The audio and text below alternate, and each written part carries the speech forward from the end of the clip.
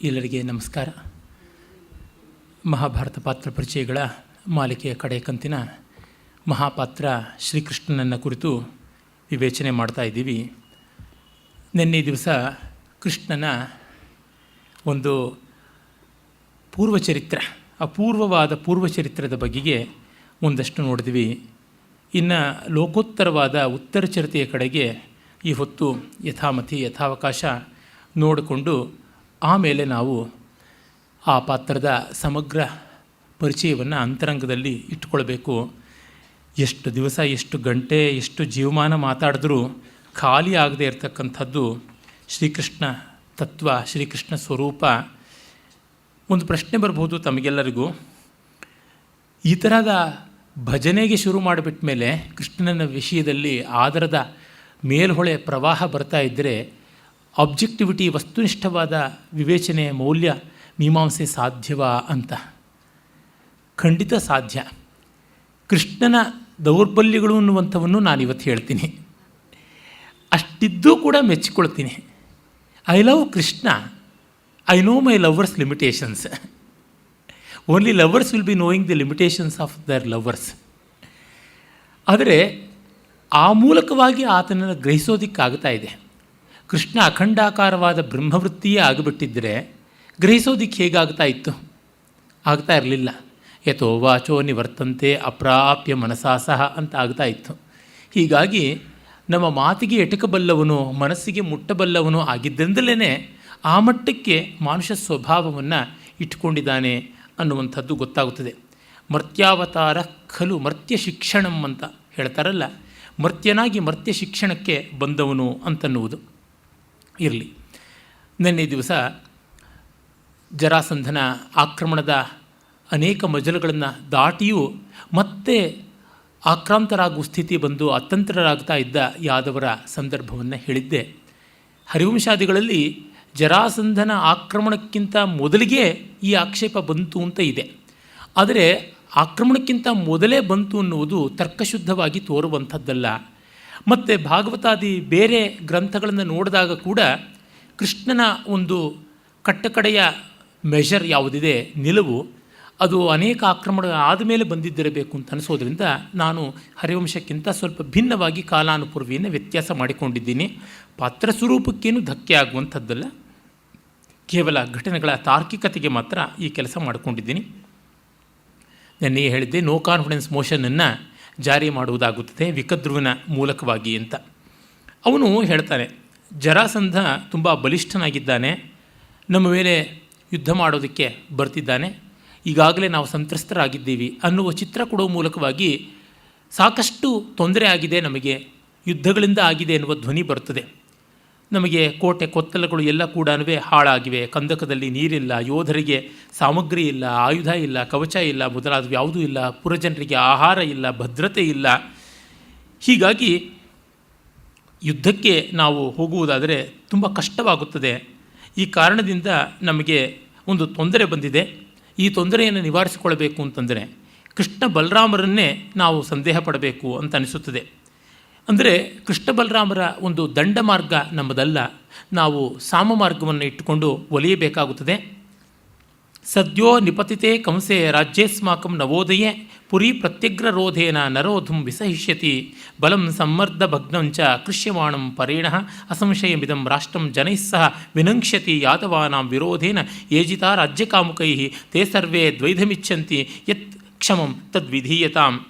ಹಾಗಾಗಿ ದ್ವೈಧೀಭಾವ ಅಂತಂದರೆ ಏನೋ ಒಂದು ಯುದ್ಧವಾ ಸಂಧಿಯ ಅನ್ನೋ ದ್ವಂದ್ವದಲ್ಲಿ ನಾವಿದ್ದೀವಿ, ಸಂಧಿಗೆ ಹೋಗ್ಬಿಡೋದು ಮೇಲು ಅಂತನ್ನುವುದು. ಹೀಗಾಗಿ ವಂಚನೀಯ ಭವಿಷ್ಯಾಮೋ ನೃಪಾಣಾಂ ನೃಪಕಾರಣಾತ್. ಆ ಕಾರಣದಿಂದಾಗಿ ನಾವು ಬೇರೆ ಏನಾದರೂ ಜಾಣ್ಮೆಯನ್ನು ಕೈಗೊಳ್ಳೋಣ, ಅಂದರೆ ನ್ಯಾಯಮಾರ್ಗಕ್ಕೆ ಬರೋಣ, ಬಲರಾಮಕೃಷ್ಣರ ಪೌರುಷ ಮಾರ್ಗ ಬೇಡ ಅನ್ನುವಂಥದ್ದಾಗುತ್ತದೆ. ಇದನ್ನು ಕೃಷ್ಣ ಬಲರಾಮರ ತಂದೆಯಾದ ವಸುದೇವನು ಒಪ್ಪಬಿಡ್ತಾನೆ. ವಿಕದ್ರೋಸ್ತು ವಚಶ್ರುತ್ವ ವಸುದೇವೋ ಮಹಾಯಶಃ ಪರಿತುಷ್ಟೇನ ಮನಸಾ ವಚನಂ ಛೇದಮಬ್ರವೀತ್. ಈ ಷಾಡ್ಗುಣ್ಯ ರಾಜನೀತಿ ಅಂತಾರೆ. ಆ ಷಾಡ್ಗುಣ್ಯ ಸಂಧಿ, ವಿಗ್ರಹ, ಯಾನ, ಸಂಶ್ರಯ, ಆಸನ, ದ್ವೈಧೀಭಾವ ಅಂತ ಯಾವುದಿವೆ ಅವೆಲ್ಲವನ್ನೂ ನಾವು ಗಮನಿಸಿಕೊಂಡಾಗ ಈಗ ಯುದ್ಧ ಮಾಡುವುದು ಹೊತ್ತಲ್ಲ ಅಂತ. ಹೀಗೆ ತನ್ನ ತಂದೆಯೂ ಸೇರಿದಂತೆ ಹಿರಿಯರ ವಯಸ್ಸಾದವರ ಅಭಿಪ್ರಾಯಗಳೆಲ್ಲ ಶಾಂತಿಯ ಕಡೆಗೆ ಮತ್ತು ಸಂಧಾನದ ಕಡೆಗೆ ಇದ್ದರೆ ತರುಣರಂತೂ ಯುದ್ಧಕ್ಕೆ ನಿಂತಿದ್ದಾರೆ. ತರುಣರ ಮಾತು ನಡೆಯುವಂತೆ ಇಲ್ಲ. ಕೃಷ್ಣ ಬಲರಾಮರು ಈಗ ತೀರ್ಮಾನ ತೆಗೆದುಕೊಳ್ಬೇಕು, ಅದರೊಳಗೂ ಕೃಷ್ಣ. ಆಗ ನೋಡಿ ಕೃಷ್ಣ ಹೇಳ್ತಾನೆ, ಆ ಥರ ಸಂದರ್ಭದಲ್ಲಿ ಬಿಸಿ ರಕ್ತದವ್ರಿಗೆ ಅನಿಸೋದು ನಾವು ಯುದ್ಧ ಮಾಡೋಣ ಅಂತ. ಕೃಷ್ಣ ಹೇಳ್ತಾನೆ, ಏತಚ್ಛುತ್ವ ಪಿತುರ್ವಾಕ್ಯಂ ವಿಕದ್ರೋಶ್ಚ ಮಹಾತ್ಮನಃ ವಿಕದ್ರೋಸ್ತ್ವ ವಚಸ್ತತ್ಯಂ ನಿಶಮ್ಯ ಇದು ಪುಂಗವಃ ವಾಕ್ಯಂ ಉತ್ತಮಂ ಏಕಾಗ್ರೋ ಬಭಾಷೆ ಪುರುಷೋತ್ತಮಃ ಬ್ರುವತಾಂ ವಶ್ರುತಂ ವಾಕ್ಯಂ ಹೇತುತಃ ಕ್ರಮತಸ್ತಥ ನ್ಯಾಯತಶ್ಚಾಸ್ತತಶ್ಚೈವ ದೈವಂ ಚ ಅನುಪಶ್ಯತಾಂ ಶ್ರೂಯತಾಂ ಉತ್ತರಂ ವಾಕ್ಯಂ ಶ್ರುತ್ವಾ ಚ ಪರಿಗೃಹೀತಾಂ. ಎಲ್ಲರ ಮಾತು ಕೇಳಿದೆ, ತುಂಬ ಪ್ರಾಮಾಣಿಕವಾಗಿ, ನ್ಯಾಯವಾಗಿ, ಶಾಸ್ತ್ರಸಮ್ಮತವಾಗಿ, ರಾಜನೀತಿ ಪ್ರವಣವಾಗಿ ಹೇಳಿದ್ದೀರಾ. ಸಂಧಿಂಚ ವಿಗ್ರಹಂಚೈವ ಯಾನಂ ಆಸನಂ ಏವಚ ದ್ವೈತೀಭಾವಂ ಸಂಶಯಂಚ ಷಾಡ್ಗುಣ್ಯಂ ಚಿಂತೆಯೇತ್ ಸದಾ. ಇವೆಲ್ಲವನ್ನು ನಾವು ಯೋಚನೆ ಮಾಡಬೇಕು. ಹಾಗೆ ಯೋಚನೆ ಮಾಡುವಾಗ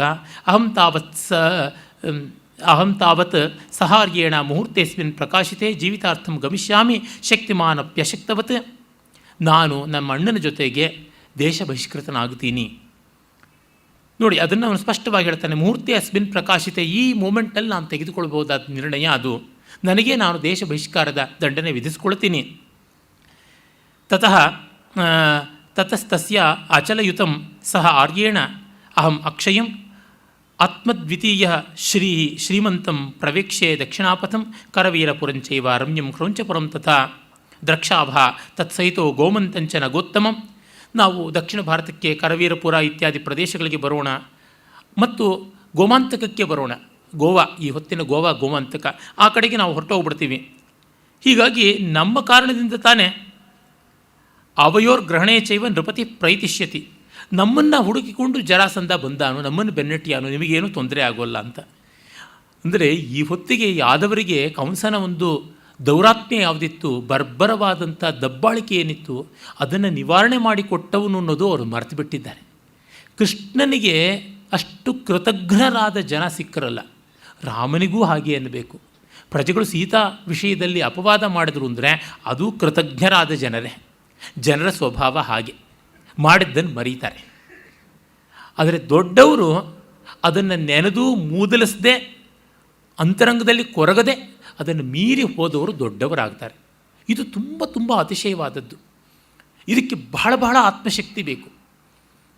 ಮೊದಲಿಗೆ ಜನಮಾನಸ ಏನು ನಮ್ಮ ಬಗ್ಗೆ ಅಂದುಕೊಳ್ಳುತ್ತದೆ ಅನ್ನೋದ್ರ ಬಗ್ಗೆ ಎಚ್ಚರ ಇದ್ದರೂ ಕೂಡ ನಮಗದು ನೋವು ಮಾಡಿದ್ರೆ ನಾವು ನೋವು ಪಟ್ಟುಕೊಳ್ಳದೆ ಇರುವಂಥದ್ದು ಬಹಳ ಕಷ್ಟ. I am victimised, I am hurt ಅನ್ನುವಂಥ ಭಾವವನ್ನು ಬಿಟ್ಟು ಹೊರತು ಜನನಾಯಕ ಆಗೋಕ್ಕೆ ಸಾಧ್ಯ ಇಲ್ಲ. ಹಾಗಂತ ದಪ್ಪ ಚರ್ಮ ಮಾಡಿಕೊಂಡು ಅವರು ಏನಾಡಿದ್ರೂ ನಾನು ತಿದ್ದುಕೊಳ್ಳಲ್ಲ ಅನ್ನುವ ಮೊಂಡುತನವೂ ಇರಬಾರ್ದು. ಇಲ್ಲಿ ಬಲರಾಮಕೃಷ್ಣರಿಬ್ಬರು ದೇಶ ಬಹಿಷ್ಕಾರವನ್ನು ತಮ್ಮ ಮೇಲೆ ತಾವೇ ವಿಧಿಸಿಕೊಂಡು ದೂರ ಹೋಗ್ತಾರೆ. ಅಲ್ಲಿ ಸೀತೆಗೆ ದೇಶ ಬಹಿಷ್ಕಾರವನ್ನು, ಪರಿತ್ಯಾಗದ ದಂಡನೆಯನ್ನು ರಾಮ ವಿಧಿಸ್ತಾನೆ. ಎರಡೂ ಕಡೆಯಲ್ಲಿಯೂ ಮುಗ್ಧರಿಗೆ ಮತ್ತು ಸಜ್ಜನರಿಗೆ, ಅಪಾಪರಿಗೆ ದಂಡನೆ ಆದದ್ದು. ಅಲ್ಲಿ ರಾಮ ಏನೂ ಗೊತ್ತಿಲ್ಲದ ಸೀತೆಯ ಮೇಲೆ ತಾನು ಪ್ರಯೋಗ ಮಾಡುವ ಮೂಲಕ ತನ್ನ ಮೇಲೆ ತಾನು ಮಾಡಿಕೊಂಡ. ಎಲ್ಲವೂ ಗೊತ್ತಿದ್ದ ಕೃಷ್ಣ ತನ್ನ ಮೇಲೆ ತಾನು ದಂಡನೆಯನ್ನು ಪ್ರಯೋಗ ಮಾಡಿಕೊಂಡ.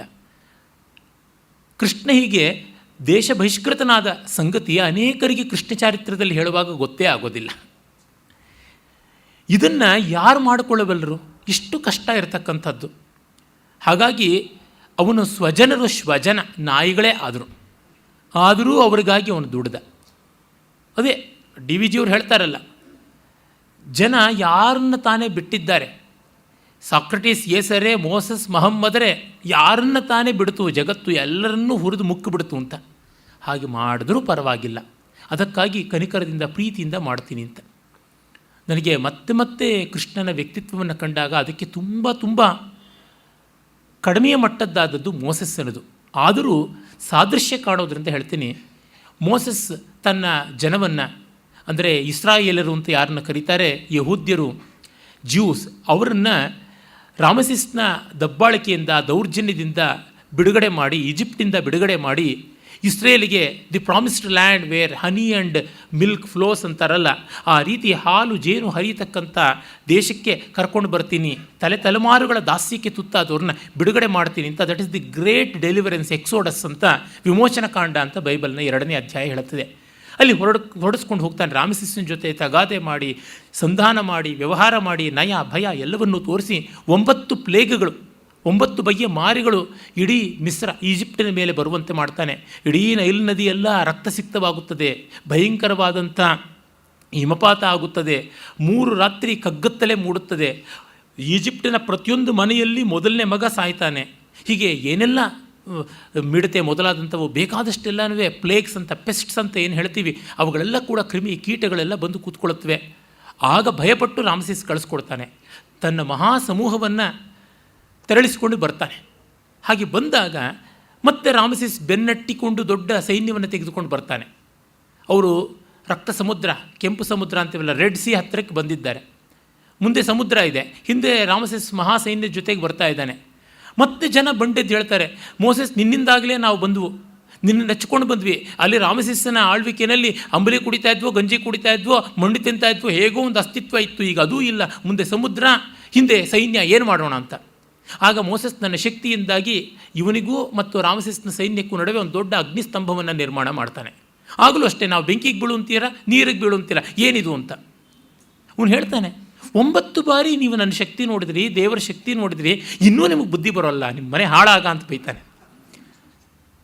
ಮತ್ತು ಆ ಜನಗಳು ಎಷ್ಟು ಕೃತಜ್ಞರು, ನಿಷ್ಕರುಣಿಗಳು, ಅಬೋಧ ಮುಗ್ಧರು, ಗಣಗಾಂಪರು, ಪೆದ್ದತನ ತಮಗಿದೆ ಅಂತ ಒಪ್ಕೊಳ್ಳಲ್ಲ, ಅಶಕ್ತಿ ಇದೆ ಅಂತ ಒಪ್ಕೊಳ್ಳಲ್ಲ, ಆದರೂ ಎಲ್ಲ ತಗಾದೆ ಮಾಡ್ತಾರೆ. ಆಮೇಲೆ ಸಮುದ್ರವೇ ಇಬ್ಬಾಗ ಆಗುತ್ತದೆ, ಮುಂದೆ ದಾಟಿಕೊಂಡು ಹೋಗುವುದಾಗುತ್ತದೆ. ಆಮೇಲೂ ಮೋಸೆಸ್ನ ದುರಂತ ಏನೆಂದರೆ, ತಾನು ಆ ನೆಮ್ಮದಿಯ ನೆಲೆ ಯಾವುದುಂಟು ಇಸ್ರೇಲ್, ಅಲ್ಲಿಗೆ ತಲುಪುವುದೇ ಇಲ್ಲ. ತನ್ನ ಬಲಗೈ ಬಂಟನಾದ ಜಾಶುವನನ್ನು ಆ ಜನರನ್ನು ಮುಂದುವರಿಸೋದಕ್ಕೆ ಹೇಳ್ತಾನೆ. ದೇವರ ಬಳಿಯಿಂದ ಸೀನಾಯಿ ಪರ್ವತದಲ್ಲಿ ಹೋಗಿಬಿಟ್ಟು ದಶಾಜ್ಞೆಗಳು, 10 ಕಮ್ಯಾಂಡ್ಮೆಂಟ್ಸನ್ನು ತೆಗೆದುಕೊಂಡು ಬರ್ತಾನೆ. ಈ ಜನಗಳಿಗೆ ಕೊಡೋದಕ್ಕೆ ಅಂತ ನೋಡ್ತಾನೆ, ನಾಯಿ ಬಾಲ ಡೊಂಕು. ಅಷ್ಟೊತ್ತಿಗೆ ಇವರು ಮೋಜು ಮಸ್ತಿ ಜಲ್ಸ ಮತ್ತು ಇವನು ಯಾವುದು ಬೇಡ ಅಂತಿದ್ರು ಅದೆಲ್ಲ ಶುರು ಮಾಡ್ಕೊಂಡಿರ್ತಾರೆ. ಎತ್ತೆಸೀತಾನೆ ಅದನ್ನು, ನಿಮಗಲ್ಲ ಇದು ಅಂತ. ಅಂದರೆ ಮತ್ತೆ ಮತ್ತೆ ಕೆರಳುವುದು, ಸಹನೆ ಕಳ್ಕೊಳ್ಳೋದು, ತಾಳ್ಮೆ ಮೀರುವುದು, ಬೈಯುವುದು, ಆಮೇಲೂ ಕಟ್ಕೊಂಡು ಮಾಡೋದು. ಮಕ್ಕಳ ಬಗ್ಗೆ ನಾವುಗಳು ಹಾಗೆ ಮಾಡ್ತೀವಿ, ನೀನು ಹಾಳಾಗೋಗು ಅಂತೀವಿ. ಮತ್ತು ಹೆತ್ತ ಕರಳಿಗೆ ಹೇಸಿಗೆ ಇಲ್ಲ, ತಾಯಿಗಂತೂ ಇಲ್ಲವೇ ಇಲ್ಲ, ಹೊಟ್ಟೆನಲ್ಲೇ ಎಲ್ಲ ಮಾಡಿತ್ತಲ್ಲ ಮಕ್ಕಳು, ಮತ್ತೆ ಹೋಗ್ತಾರೆ, ಹಿಂಬಾಲಿಸ್ತಾರೆ, ಅವ್ರಿಗೆ ಅನುನಯ ಮಾಡ್ತಾರೆ, ತಲೆ ಸವರ್ತಾರೆ, ಆದರಿಸ್ತಾರೆ, ಕಣ್ಣೀರಿಡ್ತಾರೆ, ಮತ್ತೆ ಹೋಗಿ ಅಂಟುಕೊಳ್ತಾರೆ. ಈ ರೀತಿಯಲ್ಲೇ ಮೋಸೆಸ್ಸು ತನ್ನ ಜನಗಳನ್ನು ಪ್ರೀತಿಯಿಂದ ಆವರಿಸಿಕೊಳ್ತಾನೆ, ಮಾಡ್ತಾನೆ. ಹಾಗೆ ಮಾಡಿಯೂ ಕೂಡ ಅವನು ಆ ನೆಲೆಯನ್ನು ಕಾಣಲಿಲ್ಲ, ಅವನು ಹಾಗೆ ಹೊಟ್ಟೋಗ್ಬಿಡ್ತಾನೆ. ಕೃಷ್ಣ ಆ ಥರ ಒಮ್ಮೆ ಕೂಡ ಮಾಡಲಿಲ್ಲ, ಮೋಸೆಸ್ಸನಿಗೆ 100 ಪಟ್ಟು ಮಾಡಿದ. ತಾನು ತನ್ನ ಮೇಲೆ ದೇಶ ಬಹಿಷ್ಕಾರ ದಂಡನೆ ವಿಧಿಸಿಕೊಂಡು ಗೋಮಾಂತಕ ಈ ಪ್ರದೇಶಗಳಿಗೆ ಬಂದುಬಿಡ್ತಾನೆ. ಕೃಷ್ಣನ ಚರಣಸ್ಪರ್ಶದಿಂದ ನಮ್ಮ ಕರ್ನಾಟಕದ ಕರಾವಳಿ ಕೂಡ ಪಾವನವಾಗಿತ್ತು. ಕಾರವಾರ ಅಲ್ಲಿ ಎಲ್ಲ ಬಂದಿದ್ದ ಕೃಷ್ಣ. ಅದಕ್ಕೆ ಇತ್ತ ಕಡೆಗೆ ಅವನ ಮೈಯಷ್ಟೇ ನೀಲವಾದಂತಹ ಸಮುದ್ರ, ಅತ್ತ ಕಡೆ ಅವನ ನವಿಲುಗರಿಯಷ್ಟೇ ಹಸುರಾಗಿರ್ತಕ್ಕಂಥ ಪಶ್ಚಿಮಾರಣ್ಯ ಸೀಮೆ, ಎರಡೂ ಚೆನ್ನಾಗಿವೆ ಅಂತ ಅನಿಸುತ್ತದೆ. ಅದ್ಭುತವಾದಂಥದ್ದು ಈ ಪ್ರಪಾತದ ಅಗಾಧತೆ, ಈ ಪರ್ವತದ ಉತ್ತುಂಗತೆ ಎರಡೂ ಕೂಡ ಅದ್ಭುತವಾದ ಸಮಾಗಮ. ಉತ್ತರ ಕನ್ನಡ ಅಂತೂ ಭೂತಲ ಸ್ವರ್ಗ ಅಂತ ನನ್ನ ಪಾಲಿಗನ್ನಿಸುತ್ತದೆ. ಇರಲಿ, ಕೃಷ್ಣ ಮರಳಾಗಿದ್ದ ಜಾಗ ಅಂತಂದರೆ ನಾವು ಮರಳಾಗದೇ ಇದ್ದರೆ ನಾಚಿಗೇಡು. ಅಲ್ಲೆಲ್ಲ ಬಂದು ಅವನು ಓಡಾಡಿದ್ದ ಲೀಲಾಭೂಮಿ ಅಂತ ಅನಿಸುತ್ತದೆ. ಪ್ರಾಯಶಃ ಆಗಲೇ ಅವನು ಈ ಎಲ್ಲ ಕರಾವಳಿಯನ್ನು ಆಜಮಾಯಿಸಿ ಸರ್ವೆ ಮಾಡಿ ಕಟ್ಟಕಡೆಗೆ ಎಲ್ಲಕ್ಕಿಂತ ಕ್ಷೇಮವಾದ ಜಾಗ ಯಾವುದು ಯಾದವರಿಗೆ ಅಂತಂದರೆ, ಗಂಗಾ ಯಮುನೆಯ ಬಯಲು ಯಾವುದಿದೆ, ಇಂಡೋ ಗ್ಯಾಂಜೆಟಿಕ್ ಪ್ಲೇನ್, ಕುರುಪಾಂಚಾಲ ದೇಶ, ಅದು ಥಿಕ್ಲಿ ಪಾಪ್ಯುಲೇಟೆಡ್. ಇವತ್ತೂ ಕೂಡ ಅಷ್ಟೇ, UP ಅಷ್ಟು ದೊಡ್ಡ ಪಾಪ್ಯುಲೇಷನ್ ಇರತಕ್ಕಂಥದ್ದು ಇಡೀ ಜಗತ್ತಿನಲ್ಲೇ ಇಲ್ಲ ಅಂತಾರೆ. 20 ಕೋಟಿ ಜನ ಪಾಪ್ಯುಲೇಷನ್ನಲ್ಲೇ. ಒಂದು ದೇಶಕ್ಕಿರೋದಿಲ್ಲ ಎಷ್ಟೋ ಕಡೆ, ಒಂದು ರಾಜ್ಯ, ಅದು ತುಂಡಾದ ಮೇಲೆ ಇರತಕ್ಕಂಥದ್ದಷ್ಟು ಪಾಪ್ಯುಲೇಷನ್ನು. ಆ ಮಹಾ ಜನಸಮುದಾಯ ಯಾಕೆಂದರೆ ಫಲವತ್ತಾದ ನೆಲ, ಸಮೃದ್ಧವಾದ ನದಿಗಳು, ಬಯಲು ಸೀಮೆ, ಮೆಕ್ಕಲು ಮಣ್ಣು ಯಥೇಷ್ಟವಾಗಿ ಬರುತ್ತದೆ, ಕಗ್ಗಾಡು ಇಲ್ಲ, ಕಾಡನ್ನು ಕಡಿದು ಕಾಡಿನ ಜೊತೆಗೆ ಸ್ಪರ್ಧಿಸಿ ನೆಲವನ್ನು ಹಣ್ಣು ಮಾಡಿಕೊಳ್ತಕ್ಕಂಥ, ಸಫಲ ಮಾಡಿಕೊಳ್ತಕ್ಕಂಥ ಸಮಸ್ಯೆ ಇಲ್ಲ. ಹೀಗಾಗಿ ಅಲ್ಲೆಲ್ಲ ಬಂದಿದ್ದಾರೆ. ಆ ಕಾಡಿನಲ್ಲಿ ಎಲ್ಲ ಕಡೆಗೂ ಆಕ್ರಮಣವೂ ಹೆಚ್ಚು. ಇದು ಬೇಡವೇ ಬೇಡ. ಅಜ್ಜ ಹಾಕದ ಆಲದ ಮರ ಅಂತ ಅಲ್ಲಿಗೆ ಅಂಟಿಕೊಳ್ಳೋದಕ್ಕಿಂತ ದೂರ ಬರುವುದು ಮೇಲಲ್ವಾ? ಈ ರೀತಿಯಾಗಿ ಯೋಚನೆ ಮಾಡಿಕೊಂಡು ಯಾದವರ ಪೂರ್ವದ ನೆಲೆಯಾಗಿತ್ತಲ್ಲ, ಪೂರ್ವದ ನೆಲೆ, ಅಪೂರ್ವವಾದ ನೆಲೆ, ಪಶ್ಚಿಮದ ನೆಲೆ ಯಾವುದುಂಟು, ಭೃಗುಕಚ್ಚ, ಬ್ರೂಚ್ ಅಂತ ಇವತ್ತು ಇರತಕ್ಕಂಥದ್ದು ಭೃಗುವಂಶೀಯರ ನೆಲೆ ಯಾವುದಿತ್ತು. ಭೃಗುವಂಶೀಯರು ಸಮೃದ್ಧವಾದ ಈ ಮೆಟೀರಿಯಲಿಸ್ಟಿಕ್ ಲೈಫ್ ಅಂತ ಏನು ಹೇಳ್ತೀವಿ ಅದರೆಲ್ಲದರೊಳಗೂ ಮುಂದುವರೆದಿದ್ದವರು. ಅರ್ಥಶಾಸ್ತ್ರವೇ, ಶುಕ್ರಾಚಾರ್ಯನೇ ಅದರ ಪ್ರವರ್ತಕ. ಆಯುರ್ವೇದವೇ ಚ್ಯವನ ಮಹರ್ಷಿಯೇ ಅಲ್ಲಿರ್ತಕ್ಕಂಥವನು. ಇನ್ನು ಲಲಿತ ಕಲೆಗಳೇ ಸ್ವಯಂ ಶುಕ್ರ ಅಲ್ಲಿ ಉಂಟು. ಸಂಜೀವನಿಯಿಂದ ಮೊದಲುಗೊಂಡು ಎಲ್ಲವನ್ನೂ ಮಾಡಿಕೊಟ್ಟಿದ್ದಾನೆ. ಸಾಕ್ಷಾತ್ ಸಂಪತ್ತಿನ ಅಧಿದೇವತೆ ಮಹಾಲಕ್ಷ್ಮಿ ಭಾರ್ಗವಿ ಭೃಗುವಂಶೀಯಳು. ಹೀಗಾಗಿ ಆ ಭಾರ್ಗವರ ಆ ಸಮೃದ್ಧಿ ಯಾವುದುಂಟು ಅದನ್ನು ಕಂಡುಕೊಳ್ಳೋಣ ಅಂತ ಕುಶಸ್ಥಲಿ ಅಂತ ಹೆಸರಾದ ಆ ಪ್ರಾಂತಕ್ಕೆ ಬಂದ. ಅದೆಲ್ಲ ಅವನು ಅಜಮಾಯಿಷಿ ಮಾಡಿಕೊಂಡು ನೋಡಿಕೊಂಡಿದ್ದ. ಆ ಹೊತ್ತಿಗೆ ಜರಾಸಂಧ ಅವನನ್ನು ಬೆನ್ನಟ್ಟಿ ಬಂದ. ಜರಾಸಂಧನ ಜೊತೆಗೆ ದ್ವಂದ್ವ ಮಾಡಿ ಅವನನ್ನು ಹಣ್ಣುಗಾಯಿ ನೀರುಗಾಯಿ ಮಾಡ್ದ. ಅವನು ಪಲಾಯನ ಮಾಡಿದ. ಮತ್ತೆ ಇತ್ತ ಕಡೆ ಜರಾಸಂಧ ಇವ್ರನ್ನ ಬೆನ್ನಟ್ಟಿ ಬರುವ ಮುನ್ನ ಮಧುರೆಗೆ ಹೋಗಿ ಮಧುರೆಗೆ ಪೂರ್ತಿ ಬೆಂಕಿ ಹಾಕಿ ಬಂದಿದ್ದ. ಕೃಷ್ಣ ಬಲರಾಮರು ಇಲ್ಲಪ್ಪ, ನಾವು ಶಾಂತಿಕಾಮರು, ನಮ್ಮ ಪಾಲಿಗೆ ಶತ್ರು, ನಿನ್ನ ಪಾಲಿಗೂ ಶತ್ರುವಾಗಿದ್ದ ಅವರಿಬ್ಬರೂ ಹೋದರು, ದೇಶ ಬಹಿಷ್ಕೃತರಾದರು, ನಮಗೆ ನೆಮ್ಮದಿ, ನಾವು ನೀವು ಇಂಡೋ ಚೀನಿ ಬಾಯಿ ಬಾಯಿ ಅಂತ ನೆಹರು ಇದ್ದಂತೆ ಆಡಿದ್ರು ವಿಕದ್ರು ಮೊದಲಾದವರು. ಚೀನಿಯರು ಬಂದರು, ಮಾಡಿಯೇ ಮಾಡಿದರು. ಪಂಚಶೀಲವೋ ಪ್ರಪಂಚಶೀಲವೋ ಕೊಂಚವೂ ಶೀಲವಿಲ್ಲ. ಆ ಥರ ಆಯಿತು. ಹಾಗೆ ಜರಾಸಂಧನಿಗೇನೋ ಸುಂಕದವ್ರ ಮುಂದೆ ಸುಖ ದುಃಖ ತೋಡ್ಕೊಂಡಂತೆ ಅಂತಂತೀವಲ್ಲ, ಇಡೀ ಮೊಸರೆಗೆ ಬೆಂಕಿ ಹಾಕಿ ಹೋದ. ನಾನು ಸದಾ ಹೇಳ್ತಿರ್ತೀನಿ, ಕೆಟ್ಟ ಮೇಲೆ ಬುದ್ಧಿ ಬಂತು ಅಂತ ಗಾದೆ, ಯಾದವರಿಗೆ ಸುಟ್ಟ ಮೇಲೆ ಬುದ್ಧಿ ಬಂತು. ಈಗ ಹೋದರು ಕೃಷ್ಣನ ಮೊರೆ ಇಟ್ಟುಕೊಂಡು, ನೀನು ಸುಟ್ಟ ನಾಡನ್ನು ಕಟ್ಟು ಅಂತ. ಅವನ ಪಾಲಿಗೆ ಎಲ್ಲ ಜೀರ್ಣೋದ್ಧಾರ ಮಾಡುವುದೇ. ಕೌಪೀನವೂ ಇಲ್ಲದೆ ದುರ್ಗ ಒಡದಾರ ಕಟ್ಟೆ ಲಂಗೋಟಿ ಹಾಕೋದ್ರಿಂದ ಮೊದಲುಗೊಂಡು ನಿಲವಾಭರಣ ಹಾಕೋ ಸ್ಥಿತಿಗೆ ಆದವರನ್ನು ತಂದ. ಅಂದರೆ ಸ್ವಜನರನ್ನು, ಲೋಕವನ್ನು ಇಷ್ಟು ಕಾರುಣ್ಯದಿಂದ ಕಂಡ. ನಾವು ಸಾಮಾನ್ಯವಾಗಿ ಕ್ರಿಸ್ತ ಕಾರುಣ್ಯ, ಬುದ್ಧ ಕಾರುಣ್ಯ, ಜಿನ ಕಾರುಣ್ಯ ಅಂತೀವಿ. ಈ ಕಾರುಣ್ಯಗಳೆಲ್ಲ ಲಿಪ್ ಸಿಂಪತಿಯ ಮಟ್ಟದ್ದು. ಉಪದೇಶ ನಾನು ಮಾಡ್ತೀನಿ, ಯಾರೋ ಮಾಡ್ತಾರೆ. ಆದರೆ ಬದುಕಿ ತೋರಿಸೋದಿದೆಯಲ್ಲ ತುಂಬ ದೊಡ್ಡದಾದದ್ದು. ರಾಮಣೀಯ ಕವೆಂದು ಬಿಸುಸುಯ್ಯಲದು ಕವಿತೆ ಭೂಮಿಗದ ನೆಟುಕಿಸುವೆನೆಂಬೆಸಕ ರಾಜ್ಯಕತೆ. ಡಿ ವಿ ಜಿಯವ್ರು ಹೇಳ್ತಾರಲ್ಲ, ಓ ಸೋ ಬ್ಯೂಟಿಫುಲ್ ಅಂತ ಹೇಳಿಬಿಟ್ರೆ ಕವಿತೆ ಆಗುತ್ತದೆ. ಕನಸನ್ನು ಕಟ್ಟಿಕೊಡೋದು. ರಾಜ್ ಕಪೂರ್ ಹೇಳಿದ್ರಲ್ಲ, I am seller of dreams ಅಂತ. ಅಷ್ಟೇ. ಶೇಕ್ಸ್ಪಿಯರಿಂದ ಮೊದಲುಗೊಂಡು ನನ್ನವರೆಗೂ ಎಲ್ಲ ಕವಿಗಳು ಹೇಳ್ಕೊಳ್ಳೋದು ವಿ ಆರ್ ಎಂಟರ್ಟೈನರ್ಸ್ ಅಂತ. ಆದರೆ ಆ ಕಲ್ಪನೆಯನ್ನು ಸಾಕಾರ ಮಾಡ್ತೀನಿ ಅಂತಕ್ಕಂಥದ್ದು ರಾಜ್ಯತಂತ್ರ ದುರಂಧರ ಸ್ಟೇಟ್ಸ್ಮನ್ನ ಲಕ್ಷಣ. ಕೃಷ್ಣ ಅದನ್ನು ಮಾಡ್ತಾನೆ. ಪಾರಿಜಾತದ ಕಥೆಯ ಹೆಣೆದು ತೃಪ್ತನಹನು ಕವಿ, ಊರಿದುದ್ಯಾನಕದ ತಂದು ನಡೆಸುವ ಧೀರನಲ್ಲ ರಾಜ್ಯಕನು ಅಂತ ಡಿ ವಿ ಜಿ ಹೇಳ್ತಾರೆ. ಪಾರಿಜಾತದ ಕಥೆಯನ್ನು ಮುಕ್ಕುತಿಮ್ಮನ ಕೃಷ್ಣದೇವರಾಯನ ಆಸ್ಥಾನದಲ್ಲಿದ್ದನು ಬಹಳ ರಮಣೀಯವಾಗಿ ಬರೆದು ಬಿಡ್ತಾರೆ. ಒಳ್ಳೆ ಚಂಪು ಕಾವ್ಯವನ್ನು. 100 ಪಾರಿಜಾತದ ಗಿಡಗಳನ್ನು ಊರಿನ ಪಾರ್ಕ್ಗಳಿಗೆಲ್ಲ ತಂದು ನಡೆಸಿ, ಅಲ್ಲಿ ಚೆನ್ನಾಗಿ ಪಾತಿ ಮಾಡಿಸಿ, ಹೊತ್ತಿಗೆ ನೀರು ನೆರಳು ಎಲ್ಲ ಇರುವಂತೆ ಮಾಡಿ ಗೊಬ್ಬರ ಹಾಕಿ, ಆ ಕಾಲದಲ್ಲಿ ಮುಂಜಾನೆಯ ಸುಪ್ರಭಾತದಲ್ಲಿ ಆ ಶೇಫಾಲಿಕಾ ಪುಷ್ಪಗಳ ಮೇಲೆ ಮಂದ ಮಾರುತ ಬೀಸಿ ಬಂದಾಗ ಆನಂದ ತರಂಗ ಹೇಗಾಗುತ್ತದೆ, ಮತ್ತು ನೆಲಕ್ಕೆ ಬೀಳುವಂತಹ ಮುತ್ತು ಹವಳಗಳ ರಾಶಿಯೇ ಭೂದೇವಿಯನ್ನು ಅಪ್ಪಿಕೊಂಡಂತೆ ತೋರುವ ಪಾರಿಜಾತಗಳ ಸುರಿಮಳೆ ಆಸ್ವಾದ ಮಾಡೋದು ಯಾರು? ಸಾಮಾನ್ಯ ಜನ. ಅದಕ್ಕೆ ಕಾರಣವಾಗೋದು ಯಾರು? ಆ ಕ್ರಿಯಾತ್ಮಕತೆ. ಹಾಗಾಗಿ ಕರ್ತವ್ಯ ತುಂಬ ದೊಡ್ಡದಾದದ್ದು, ಕರ್ಮಯೋಗಿಯ ಲಕ್ಷಣ. ಕೃಷ್ಣ ಅದನ್ನು ಮಾಡ್ತಾನೆ. He is the poet who creates poetry, not just writes. He brings poetry into reality. ಕಲ್ಪನೆಯನ್ನು ಶಿಲ್ಪನವಾಗಿ ಮಾಡ್ತಕ್ಕಂಥವನು. ಇದು ತುಂಬ ದೊಡ್ಡದಾದಂಥದ್ದು, ಊಹಾತೀತವಾದ ಸೌಂದರ್ಯ. ಹೀಗಾಗಿ ಒಬ್ಬ ಕೃಷ್ಣನಲ್ಲಿ ಬುದ್ಧ, ಜಿನ, ಯೇಸು ಮೊದಲಾದ ಎಲ್ಲರೂ ಕೂಡ ಮಹಾಕಾಶದಲ್ಲಿ ಘಟಾಕಾಶವೂ ಸೇರುತ್ತದೆ ಅಂತಾರಲ್ಲ, ಆ ರೀತಿ ಮಡಕೆ ಒಳಗೆ ಜಾಗ ಇದೆ, ಮಹಾಕಾಶದಲ್ಲಿಯೂ ಜಾಗ ಇದೆ. ಆ ಮಡಕೆಯ ಜಾಗದಂತೆ ಮಹಾಕಾಶದಲ್ಲಿ ಘಟಾಕಾಶದಂತೆ ಎಲ್ಲ ಸೇರಿ ಹೋಗ್ತಾರೆ. ಜಗತ್ತಿನ ಎಲ್ಲ ಜ್ಞಾನಿಗಳು, ಎಲ್ಲ ಮತ ಸುಧಾರಕರು, ಎಲ್ಲ ವಿವೇಕಿಗಳು ಕೂಡ ಕೃಷ್ಣನ ಏಕಾಂಶದಲ್ಲಿ, ದಶಾಂಶದಲ್ಲಿ ಕಲಾ ಮಾತ್ರವಾಗಿ ಪರ್ಯವಸಾನವಾಗ್ತಾರೆ ಅನ್ನೋದ್ರೊಳಗೆ ನನಗೆ ಆಶ್ಚರ್ಯ ಕಾಣಿಸೋದಿಲ್ಲ. ಈ ಮಟ್ಟದ ಸಮಗ್ರತೆ ನಮಗೆಲ್ಲಿಂದ ತೋರುತ್ತದೆ? ಚಿತ್ರಂ ತದೇ ತನ್ನಯನಾರವಿಂದಂ, ಚಿತ್ರಂ ತದೇ ತಚ್ಚರಣಾರವಿಂದಂ, ಚಿತ್ರಂ ತದೇ ತದ್ವದನಾರವಿಂದಂ, ಚಿತ್ರಂ ತದೇ ತತ್ ಪುನರಂಬ ಚಿತ್ರಂ ಚಿತ್ರಂ ಚಿತ್ರಂ ಅಂತ ಅಷ್ಟು ಆಶ್ಚರ್ಯ, ನಿಬ್ಬೆರಗಾಗುವಂತೆ ಮಾಡುತ್ತದೆ ಕೃಷ್ಣನ ವ್ಯಕ್ತಿತ್ವ. ಹಾಗೆ ಜನರನ್ನು ಕುಶಸ್ಥಲಿಯ ಅಲ್ಲಿದ್ದಂಥ ಕಕುದ್ಮಿ ಅಥವಾ ರೈವತಕ ಅವನನ್ನು ಸ್ನೇಹ ಮಾಡಿಕೊಂಡ. ಮುಂದೆ ಅವನ ಮಗಳು ರೇವತಿಯೇ ಬಲರಾಮನನ್ನು ಮದುವೆ ಆದಳು. ಯಾದವರು ತುಂಬ ಹಿಂದೆ ನೆಲೆಸಿದ್ದ ಜಾಗ ಅದಾಗಿತ್ತು. ಅಲ್ಲಿಂದ ಮುಂದಕ್ಕೆ ವಿಸ್ತರಣ ಮಾಡಿಕೊಂಡ, ಸಮುದ್ರದಿಂದಲೇ ಭೋಗಭಾಗವನ್ನು ಸೆಳೆದುಕೊಂಡ ಅಂತ ಪುರಾಣ ಹೇಳುತ್ತದೆ. ಅಂದರೆ ಈಗ ಮುಂಬೈಯನ್ನು ಹೇಗೆ ಸಮುದ್ರದ ಒಳಗೆ ಮಣ್ಣು ಕಲ್ಲು ಎಲ್ಲ ಸೇರಿಸಿ ಸಮುದ್ರದಿಂದ ಜಾಗವನ್ನು ಕಿತ್ತುಕೊಂಡ್ರಲ್ಲ, ಆ ರೀತಿ ವಿಸ್ತರಣೆ ಮಾಡಿಕೊಂಡಿದ್ದ. ತುಂಬ ಅದ್ಭುತವಾದ ರೇವು ಬಂದರನ್ನು ಮಾಡಿಕೊಂಡದ್ದು, ಪೋರ್ಟ್. ಲೋಥಲ್ ಅನ್ನುವುದು ಈ ಹೊತ್ತಿಗೂ ಕೂಡ ಪ್ರಪಂಚದ ಅತ್ಯಂತ ಪ್ರಾಚೀನ ವೈಜ್ಞಾನಿಕವಾದ ಬಂದರು ಅಂತ ಹೇಳ್ತಾರೆ. ಲೋಥಲ್ಗಿಂತ ಪ್ರಾಚೀನವಾದದ್ದು ದ್ವಾರಾವತಿ. ವಸ್ತುತಃ ದ್ವಾರಾವತಿ, ದ್ವಾರಿಕಾ ಅಥವಾ ದ್ವಾರಕಾ ಅಂತಂದರೆ ಗೇಟ್ ವೇ ಅಂತ ಅರ್ಥ. Gateway to what? Western world. ಪಶ್ಚಿಮ ಪ್ರಪಂಚಕ್ಕೆ ಹೆದ್ದಾರಿ, ದೊಡ್ಡ ಹೆಬ್ಬಾಗಿಲು ಅಂತ ಆದದ್ದು. ಪಶ್ಚಿಮ ಪ್ರಪಂಚಕ್ಕೆ, ಇಡೀ ಪಶ್ಚಿಮ ದೇಶಗಳಿಗೆ ಅವನು ಬೇರೆ ಬೇರೆ ವಾಣಿಜ್ಯ ವ್ಯವಹಾರಗಳನ್ನು ನಡೆಸೋದಕ್ಕೆ ಆಯಿತು. ಸಮುದ್ರಾಂತರ, ದ್ವೀಪಾಂತರ ವಾಣಿಜ್ಯಗಳನ್ನು ಮಾಡೋದಕ್ಕೆ ಬೇಕಾದ ನೌಕಾಬಲವನ್ನು ಎಲ್ಲವನ್ನ ನಿರ್ಮಾಣ ಮಾಡಿದ.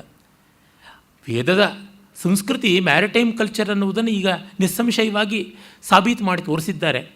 ಅಲ್ಲಿ ತುಂಬ ದೊಡ್ಡ ಕೊಡುಗೆ ಕೃಷ್ಣನದು. ಅದರ ಪರ್ಯಂತ ಭೂಮಿ ಪಿನಕಲ್ ಆಫ್ ಇಟ್ ಅಂತ ಹೇಳಬಹುದಾದದ್ದು. ಯಾಕೆಂದರೆ ಕೃಷ್ಣ 13ನೇ ವಯಸ್ಸಿನಿಂದ ಮೊದಲುಗೊಂಡು ಪ್ರಾಯಶಃ ಒಂದು 5-6 ವರ್ಷ, 18ನೇ ವಯಸ್ಸಿನವರೆಗೆ ಈ ಜರಾಸಂಧನ ತೊಳಲಾಟದಲ್ಲಿ ಒದ್ದಾಡ್ದ. ಆಮೇಲೆ ಅವನು ಒಂದು 2 ವರ್ಷದಲ್ಲಿಯೇ ತನ್ನ ಜನಸಮೂಹವನ್ನೆಲ್ಲ ಇತ್ತ ಕಡೆಗೆ ರವಾನೆ ಮಾಡಿಕೊಂಡು ಬಂದು ಒಂದು 3-4 ವರ್ಷಗಳಲ್ಲಿಯೇ ಯಾದವರನ್ನ ಸಂಪತ್ತಿಯ ಶಿಖರಕ್ಕೆ ತಂದುಕೊಟ್ಟ. ನನ್ನ ಜೊತೆಗಾರರು ಆಗ ಸಾಫ್ಟ್ವೇರ್ ಉದ್ಯಮ ಆಗಲೇ ಬಂದದ್ದು. ಆಗ ಅವರುಗಳು ಕೈ ಹಾಕಿದವರು ಎಷ್ಟೋ ಜನ ಅವರ ತಂದೆಯರು ರಿಟೈರ್ಮೆಂಟ್ನಲ್ಲಿ ಕೂಡ ಕಾಣದೇ ಇರತಕ್ಕಂಥ ಒಂದು ನೆಮ್ಮದಿಯ ನೆಲೆಯನ್ನು ಅವರು ಮೊದಲನೇ ತಿಂಗಳ ಸಂಬಳದಲ್ಲಿಯೇ ಪಡ್ಕೊಳ್ಳೋದಕ್ಕೆ ಆರಂಭ ಮಾಡಿದ್ರು. ಸಾಫ್ಟ್ವೇರ್ ಬೂಮ್ ಅಂತಂತೀವಲ್ಲ, ಅದು ಆ ರೀತಿಯಾಗಿ ಆಯಿತು. ಹಾಗೆ ಕೃಷ್ಣ ಮೊದಲ ಬಾರಿಗೆ ನಮ್ಮ ದೇಶಕ್ಕೆ, ಯಾದವರಿಗೆ ಈ ಸಾಫ್ಟ್ವೇರ್ ಬೂಮ್ ರೀತಿಯಲ್ಲಿ ಓವರ್ನೈಟ್ ರಿಚ್ನೆಸ್ಸನ್ನು ತಂದುಕೊಟ್ಟ ಅನಿಸುತ್ತದೆ. ಅಷ್ಟು ದ್ವೀಪಾಂತರ, ಸಮುದ್ರಾಂತರ ವಾಣಿಜ್ಯಾದಿಗಳನ್ನು ಮಾಡಿಸ್ದ. ಯಾವುದು ಏನು ಮಾಡಬೇಕು ಅಂತ ತಿಳ್ಕೊಂಡು ಮಾಡಿದ್ರಿಂದ ನೋಡಿ, ಅವನು ದ್ರೌಪದಿ ಸ್ವಯಂವರಕ್ಕೆ ಬರೋದ್ರೊಳಗಾಗಿ ಕಿಂಗ್ ಮೇಕರ್ ಅಂತ ಇಡೀ ಆರ್ಯಾವರ್ತದಲ್ಲಿ, ಇಡೀ ಭಾರತದಲ್ಲಿ ಹೆಸರನ್ನು ಪಡೆದಿದ್ದ ಅಂದರೆ ಹೇಗಾಗುತ್ತದೆ? ಯಾವ ಥರ ಸಾಧ್ಯವಾಗುತ್ತದೆ? ಅದು ಆದದ್ದು ಈ ಸಮೃದ್ಧಿಯಿಂದ. ನಮ್ಮಲ್ಲಿ ಒಂದು ಭ್ರಮೆ ಉಂಟು. ದುಡ್ಡನ್ನು ಸಂಪಾದಿಸಬೇಡಿ, ಬಲವನ್ನು ಇಟ್ಟುಕೊಳ್ಬೇಡಿ, ಆಯಿತು ನೆಮ್ಮದಿಯಾಗಿ ನೀವಿದ್ದರೆ ಸಂತೋಷ. ನಿಮ್ಮ ನೆಮ್ಮದಿಯನ್ನು ಕೆಡಿಸೋದಕ್ಕೆ ಜಗತ್ತು ಕಾದಿದೆಯಲ್ಲ, ಏನು ಮಾಡ್ತೀರ? ಹಾಗಾಗಿ ಆಶಿಷ್ಟೋ ದೃಢಿಷ್ಟೋ ಬಲಿಷ್ಠ ಆಗಲೇಬೇಕು, ಗಟ್ಟುಮುಟ್ಟಾಗಲೇಬೇಕು. ಶತಹಸ್ತ ಸಮಾಹಾರ, 100 ಕೈಗಳಿಂದ ಸಂಪಾದಿಸಿ 1000 ಕೈನಲ್ಲಿ ವಿತರಣೆಯನ್ನು ಮಾಡಬೇಕು. ಈ ಸಮೃದ್ಧಿಯ ಒಂದು ವೈರಾಗ್ಯ, ಸಮೃದ್ಧಿಯ ಮೂಲಕ ವೈರಾಗ್ಯ ಕೃಷ್ಣನ ಲಕ್ಷಣ. ಸಮೃದ್ಧಿಯನ್ನೇ ಬಿಡುವ ವೈರಾಗ್ಯ ಅಲ್ಲ. ಹೀಗಾಗಿ ಕೃಷ್ಣ ಯಾದವರನ್ನು ಕರ್ಕೊಂಡು ಹೋಗೋದಕ್ಕೆ ತೀರ್ಮಾನ ಮಾಡ್ತಾನೆ. ಪುರಾಣಗಳು ಹೇಳುತ್ತವೆ, ವಿಶ್ವಕರ್ಮ ನಿರ್ಮಾಣ ಮಾಡಿದ್ದು ಯಾದವರ ದ್ವಾರಕಿಯನ್ನು. ಕೃಷ್ಣ ಎಲ್ಲರನ್ನೂ ಒಂದು ಕ್ಷಣ ಕಣ್ಮುಚ್ಕೊಳ್ಳಿಂದ ಎಲ್ಲರೂ ಅಲ್ಲಿಗೆ ಮಾಯ ಆಗಿಬಿಟ್ರು. ಕಣ್ಣು ತೆರೆಯೋದ್ರೊಳಗಾಗಿ ಯಾದವ ಕುಲವೆಲ್ಲ ದ್ವಾರಕೆಯಲ್ಲಿತ್ತು ಅಂತ. ಅದೆಲ್ಲ ಪುರಾಣದಲ್ಲಾಗುತ್ತದೆ. ಬೇಕಾದ್ರೆ ಟ್ರಾನ್ಸ್ಫರ್ ಸೀನರಿ ನಾಟಕದಲ್ಲಿ, ಸಿನಿಮಾದಲ್ಲಾಗುತ್ತದೆ. ರಿಯಲ್ ಲೈಫ್ ಬೇರೆ, ರಿಯಲ್ ಲೈಫ್ ಬೇರೆ. ಕೃಷ್ಣ ಅಂಗುಲಂಗುಲ ಕ್ರಮಣ ಮಾಡಿ ಜನರನ್ನು ಸಾಗಿಸಿಕೊಂಡು ಹೋದ ಅನಿಸುತ್ತದೆ. ಇತ್ತ ಕಡೆ ಜರಾಸಂಧ ಬಂದಂತೆ ಅತ್ತ ಕಡೆ ಕಾಲೈವನ ಬಂದಿದ್ದ. ಅವನನ್ನು ಮುಚುಕುಂದ ಗುಹೆಗೆ ಕರ್ಕೊಂಡೋಗಿ ಮುಚುಕುಂದನ ಮೂಲಕವಾಗಿ ಕೊಲ್ಲಿಸಿದ. ಅವನಿಗೆ ಸಾವೇ ಇಲ್ಲ ಆಯುಧದಿಂದ. ದೇವಾನುಗ್ರಹದಿಂದ ಮುಚುಕುಂದ ದೇವಾಸುರ ಸಂಗ್ರಾಮದಲ್ಲಿ ಯುದ್ಧ ಮಾಡಿ ವಿಶ್ರಾಂತಿಗಾಗಿ ಗುಹೆಗಳಲ್ಲಿ ಮಲಗಿದ್ದವನು. ತನ್ನ ನಿದ್ರಾಭಂಗ ಯಾರು ಮಾಡ್ತಾರೋ ಅವ್ರನ್ನ ತಾನು ಕಂಡೊಡನೆ ಅವರು ಬೂದಿ ಆಗಬೇಕು ಅಂತ ವರ ಕೇಳಿದ್ದ. ಹೀಗಾಗಿ ಕಾಲೈವನ ಸತ್ತ ಅಂತ ಕಥೆ. ಕೃಷ್ಣ ಅವನನ್ನು ಹೇಗೋ ಗೆರಿಲ್ಲಾ ವಾರ್ನಲ್ಲಿ ಸುಟ್ಟು ಬೂದಿ ಮಾಡ್ದ ಅಂತನ್ನುವುದು ವಾಸ್ತವ ಅಂತ ಅನಿಸುತ್ತದೆ. ತಾತ್ಪರ್ಯವಿಷ್ಟೇ, ಪೂರ್ವ ಪಶ್ಚಿಮ 2 ಕಡೆಯಿಂದಲೂ ಬರ್ತಕ್ಕಂಥ ಆಪತ್ತನ್ನು ನಿವಾರಣೆ ಮಾಡಿಕೊಂಡು ಜನಕ್ಕೆ ಸಮೃದ್ಧಿಯನ್ನು, ಸಂಪತ್ತಿಯನ್ನು ತಂದುಕೊಡೋದಕ್ಕೆ ಮೊದಲ ಹಂತವಾಗಿ ಧೈರ್ಯವನ್ನು ತಂದುಕೊಟ್ಟು ಕನ್ವಿನ್ಸ್ ಮಾಡ್ದ. ಮಾತೃಭೂಮಿಯನ್ನು ಬಿಟ್ಟು ಹೋಗೋಣ, ಸ್ವಲ್ಪ ಕಾಲವಾದರೂ ಬೇರೆ ಕಡೆ ಇದ್ದು ಸಮೃದ್ಧರಾಗಿ ಬರೋಣ ಅಂತ. ಏಕೆಂದರೆ ಕರುಬರಿದ್ದೂರಿಂದೇ ಕಾಡೊಳ್ಳಿ ತೆನಿಸುವಂತೆ ಅಂತ ಲಕ್ಷ್ಮೀಶ ಹೇಳ್ತಾನಲ್ಲ ಚಂದ್ರಹಾಸ ಪ್ರಕರಣದಲ್ಲಿ. ತುಂಬ ನಮಗೆ ಕಷ್ಟ ಕೊಡ್ತಕ್ಕಂಥವ್ರಿರೋ ಊರಲ್ಲಿರೋಕ್ಕಿಂತ ಕಾಡೋ ಸುಡುಗಾಡೋ ಅಲ್ಲಿ ಹೋಗಿರೋದು ಮೇಲು ಅಂತ. ಸುಡುಗಾಡಲ್ಲಿ ಸಾಕ್ಷಾತ್ ಶಂಕರನೇ ನಮಗೆ ರಕ್ಷಣೆಗಿದ್ದಾನೆ, ಭೂತ ಪ್ರೇತಗಳೇ ಇವೆ ನಮ್ಮ ಒಡನಾಡಿಗಳಾಗಿ ಅಂತ. ತುಂಬ ಹಿಂಸೆ ಆಗ್ತಕ್ಕಂಥ ಜಾಗದಲ್ಲಿ ನಾವಿರಬಾರ್ದು. ಯಾವ ಊರಿನಲ್ಲಿ ನಮಗೆ ನೆಮ್ಮದಿ ಇಲ್ವೋ ನ ತತ್ರ ದಿವಸಂ ವಸೇತ್ ಅಂತ ಸುಭಾಷಿತ ಹೇಳುತ್ತದೆ. ಎಲ್ಲಿ ನದಿ ಇಲ್ಲವೋ, ಸ್ನೇಹಿತ ಇಲ್ಲವೋ, ವೈದ್ಯ ಇಲ್ಲವೋ, ಸನ್ಮಿತ್ರ ಇಲ್ಲವೋ, ಜ್ಞಾನಿ ಇಲ್ಲವೋ, ಆ ಊರಿನಲ್ಲಿ ಒಂದು ದಿನವೂ ಇರಬಾರ್ದು ಅಂತ. ಹೀಗಾಗಿ ನೆಮ್ಮದಿ ಇಲ್ಲದ ಜಾಗದಲ್ಲಿ ಬೇಡ ಅಂತ ಅಷ್ಟು ಜನರಿಗೆ ಕನ್ವಿನ್ಸ್ ಮಾಡಬೇಕು. ನಮ್ಮಲ್ಲಿ ನೋಡಿ, ಅವರಿಗೆ ಪ್ಲ್ಯಾನ್ಸ್ ಇಲ್ಲ, ಅವರಿಗೆ ಸ್ಕೀಮ್ ಇಲ್ಲ, ಬೇರೆಯವ್ರ ಸ್ಕೀಮನ್ನು ವಿರೋಧಿಸ್ತಾರೆ. ಆ ಥರದ ಜನ ತುಂಬ ವಿಘ್ನ ಸಂತೋಷಿಗಳೇ ಜಾಸ್ತಿ ತುಂಬಿರ್ತಕ್ಕಂಥದ್ದು. ಅಶಕ್ತೋಹಂ ಗೃಹಾರಂಭೆ ಶಕ್ತೋಹಂ ಗೃಹಭಂಜನೆ. ಮನೆ ಕಟ್ಟೋಕ್ಕೆ ಬರಲ್ಲ, ಆದರೆ ಮನೆ ಒಡೆಯೋಕ್ಕೆ ಮಾತ್ರ ಬರುತ್ತೆ ಅಂತ. ಸತ್ರಾಜಿತನಿಗೆ ಆ ಕಾಲದಿಂದ ವೈರ ಇತ್ತು ಕೃಷ್ಣನ ಮೇಲೆ. ಅದು ಸ್ಯಾಮಂತಕದ್ದು ಒಂದು ಸಣ್ಣ ಪ್ರಕರಣ, ಅದಕ್ಕೆ ಮೊದಲಿಂದಲೂ ಇತ್ತು. ಯಾಕೆಂತಂದರೆ ಬಿಳಿ ತಲೆಗಳಿಗೆಲ್ಲರಿಗೂ, ಬಾಳ್ ತಲೆಗಳಿಗೆಲ್ಲರಿಗೂ ಒಂದು ಸಂಕಟ ಏನಂದರೆ ಕರಿ ತಲೆಯವರು ಮುಂದೆ ಬರ್ತಾರಲ್ಲ ಅಂತ. ಇವರು ಎಳೆ ನಿಂಬೆಕಾಯಿಗಳು, ಅನುಭವ ಇಲ್ಲ, ಇವ್ರಿಗೇನು ಮಾಡ್ಯಾರು ಅಂತ. ತಾವು ಏನೂ ಕಿಸ್ದಿಲ್ಲ, ಕಂಸನ ಆಳ್ವಿಕೆಯಲ್ಲಿ ಏನೂ ಮಾಡಿಲ್ಲ. ಈಗೇನು ಮಾಡಬಲ್ಲರು? ಅವರನ್ನು ಒಪ್ಪಿಸಬೇಕು. ಇದು ಮುರಿದುಕೊಂಡು ಹೋಗುವಂಥದ್ದಲ್ಲ, ಎಲ್ಲರನ್ನ ಒಲಿಸಿಕೊಂಡು ಬರಬೇಕು. ಹೀಗೆ ಅಷ್ಟು ಜನರನ್ನು ಒಲಿಸಿಕೊಂಡು ಮತ್ತು ಅವರು ರವಾನೆ ಮಾಡೋದಾದರೂ ಎಷ್ಟು ಕಷ್ಟ. ಎಲ್ಲ ಹಾಳು ಮೂಳು ಸಾಮಗ್ರಿ ತೆಗೆದುಕೊಂಡು ಹೋಗ್ತಾರೆ. ನಾನು ನಮ್ಮ ತಂದೆ ಕಟ್ಟಿದ ಮನೆಯಲ್ಲಿ 40 ವರ್ಷಗಳಿಂದ ಇದ್ದೀನಿ. ಅಲ್ಲಿ ಬಿಟ್ಟು ಬೇರೆ ಕಡೆ ಹೋಗಿದ್ದಲ್ಲ. ಹಾಗಾಗಿ ಒಂದು 20 ಕಸದ ತೊಟ್ಟಿಗಳಿಗಾಗುವಷ್ಟು ಕಸ ತುಂಬಿರುತ್ತೆ ಮನೆಯಲ್ಲಿ. ಅದೂ ಇರಲಿ, ಇದೂ ಇರಲಿ, ಇನ್ನೊಂದು ದಿವಸ ಬೇಕು, ಮತ್ತೊಂದು ದಿವಸ ಬೇಕು ಅಂತ ಆ ದಿವಸ ಬರೋದೇ ಇಲ್ಲ, ಎಂದೂ ಬರೋಲ್ಲ. ಹಾಗೆ ಜಂಕ್ ಅನ್ನುವಂಥದ್ದು ಸೇರ್ತಾನೆ ಇರುತ್ತೆ. ಮನುಷ್ಯನಿಗೆ ಬೊಜ್ಜಿದ್ದಂತೆ ಮನೆಯಲ್ಲಿ ಹಾಳು ಮೂಳು. 5 ವರ್ಷ ನೀವು ಯಾವ ಪುಸ್ತಕವನ್ನು ಮತ್ತೆ ಮುಟ್ಟಲ್ವೋ ಆ ಪುಸ್ತಕ ನಿಮ್ಮ ಜನ್ಮ ಇಡೀ ಪ್ರಯೋಜನಕ್ಕೆ ಬರೋಲ್ಲ ಅಂತ ಹೇಳ್ತಾರೆ ಸಾಮಾನ್ಯ. ಅದೇ ತರಹ ಯಾವತ್ತಿಗೂ ಒಂದು ಸಾಮಾನು ಇರಲಿ ಇರಲಿ ಇರಲಿ ಅಂತ ಇಟ್ಕೊಂಡು ಅಟ್ಟೆಗಳೆಲ್ಲ ಕೆಟ್ಟು ಹೋಗಿಬಿಟ್ಟಿರುತ್ತೆ. ಬೆಟ್ಟದಷ್ಟು ಕಸ ಅಲ್ಲಿ ತುಂಬಿರುತ್ತದೆ. ಅದು ನೋಡಿ ಭಯ ಆಗುತ್ತದೆ. ಯಾವ ಡೈನಾಸರಸ್ ಇದೆಯೋ ಅಲ್ಲಿ ಅಂತ ಅನಿಸುತ್ತದೆ. ಅದು ಬೇಕು ಇದು ಬೇಕು ಅಂತ ಜನ ಎಲ್ಲ ಹೊತ್ಕೊಂಡು ಬರ್ತಾರೆ. ಹೊತ್ಕೊಂಡು ಅವರು ನಿಲ್ಲಲು ಆರರಿಂದ ನಡೆಯೋದೆಷ್ಟು. ಈ ಹೊತ್ತಿನ ಆಗ್ರಾದ ಹತ್ತಿರ ಇರತಕ್ಕಂಥ ಮಧುರೆಯಿಂದ ಗುಜರಾತಿನ ದ್ವಾರಕಾವರೆಗೂ ಬರಬೇಕು ಅಂತಂದರೆ ಎಷ್ಟು ಕಿಲೋಮೀಟರ್ಗಳು ನೋಡಿ. ಹೆಚ್ಚು ಕಡಿಮೆ 1000ಕ್ಕೂ ಹೆಚ್ಚು ಕಿಲೋಮೀಟರ್ ಉಂಟು. ಅದು ಏನು, ಬರುವಾಗ ಆ ಹೊತ್ತಿಗಾಗಲೇ ಸರಸ್ವತಿ ಬತ್ತು ಹೋಗ್ತಾ ಇತ್ತು. ವಿನಶನ ಅನ್ನುವ ಜಾಗದಲ್ಲಿ ಅದು ಬತ್ತಿ ಹೋಗಿ ಪ್ಲಕ್ಷ ಪ್ರಸ್ರವಣದಲ್ಲಿ ಮತ್ತೆ ಉಕ್ಕೇರಿ ಬರ್ತಾ ಇತ್ತು.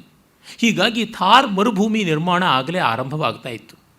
ಮತ್ತು ರನ್ ಆಫ್ ಕಚ್ ಅಂತ ಏನು ಹೇಳ್ತಾರೆ, ಆ ಜೌಗಿನ ನೆಲ ಅದರದ್ದು ನಿರ್ಮಾಣವಾಗ್ತಾ ಇತ್ತು.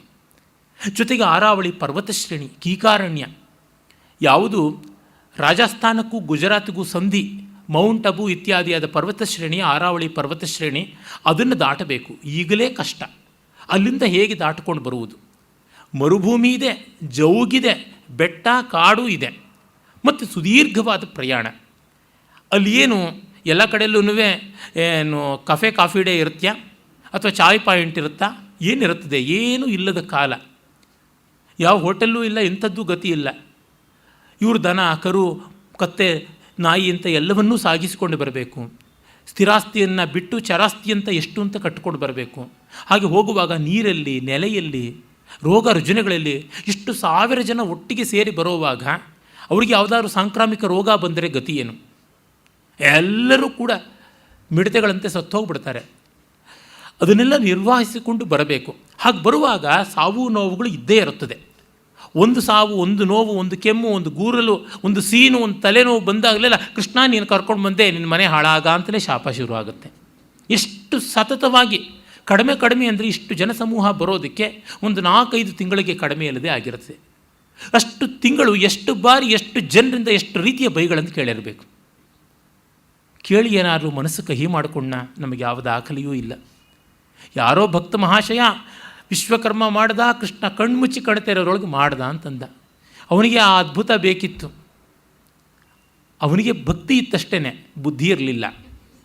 ನಾವು ಭಕ್ತಿಯ ಜೊತೆಗೆ ಬುದ್ಧಿಯನ್ನು ಇಟ್ಟುಕೊಂಡ್ರೆ ಅವನೆಷ್ಟು ಕಷ್ಟಪಟ್ಟ ಅನ್ನೋದು ನೋಡಿದಾಗ ನಮ್ಮ ಭಕ್ತಿ ಪ್ರೀತಿ ಮತ್ತಷ್ಟು ಹೆಚ್ಚಾಗುತ್ತದೆ. ಇಷ್ಟು ಜನರನ್ನು ಸಾಗಿಸಿಕೊಂಡು ಬರುವುದು ಸಾಮಾನ್ಯದ ಕೆಲಸವ. ಹಾಗೆ ಸಾಗಿಸಿಕೊಂಡು ಬಂದವ್ರನ್ನ ಅಲ್ಲಿ ವಸತೀಕರಣ ಅಲ್ಲಿ ಮಾಡಿದ ಮೇಲೆ ಮತ್ತೆ ಜ್ಞಾಪಿಸ್ಕೊಳ್ತಾರೆ, ಅಯ್ಯೋ ಅಲ್ಲೆಷ್ಟು ಚೆನ್ನಾಗಿತ್ತು, ಸಿಹಿ ನೀರು ಹರಿತಾ ಇತ್ತು, ಯಮುನಾ ನದಿಯೇ ನಮ್ಮದಾಗಿತ್ತು, ಇಲ್ಲಿ ಪಕ್ಕದಲ್ಲೇ ಉಪ್ಪು ನೀರಿನ ಸಮುದ್ರ, ಮೈಯೆಲ್ಲ ಬೆವರು, ಒಂದೇ 2 ಸತ್ವದೆಮ್ಮೆಗೆ 8 ಸೇರು ಹಾಲು ಅಂತ ಗಾದೆ. ಅಲ್ಲಿ ಏನು ತಿಂತಾಯಿದ್ರೂ ಗೊತ್ತಿಲ್ಲ, ಅದು ಚೆನ್ನಾಗಿತ್ತು ಅಂತ ಶುರು ಮಾಡ್ಕೊಂಡು ಬಿಡ್ತಾರೆ. ಹೀಗಾಗಿ ನಮ್ಮ ಕಾಲದಲ್ಲಿ ನಾವಲ್ಲೆಷ್ಟು ಚೆನ್ನಾಗಿದ್ವಿ ಅಂತ ಅವರು ಪೂರ್ವ ಕಥನಗಳನ್ನು ಮಾಡ್ಕೊಳ್ಳೋದನ್ನು ಅದನ್ನು ಮರೆಯಿಸೋದು ಹೇಗೆ? ಅವರನ್ನು ಉದ್ಯೋಗದಲ್ಲಿ ತೊಡಗಿಸುವುದು ಹೇಗೆ? ಮತ್ತು ಆ ಸಮುದ್ರಾಂತರ ವಾಣಿಜ್ಯ ಮಾಡಿಸೋದು ಹೇಗೆ? ಅದಕ್ಕೆ ಇಂಡಸ್ಟ್ರೀಸ್ ಆಗಿ ಮಾಡೋದು ಹೇಗೆ? ಎಲ್ಲರೂ ಉದ್ಯಮಶೀಲರನ್ನಾಗಿ ಮಾಡಬೇಕು.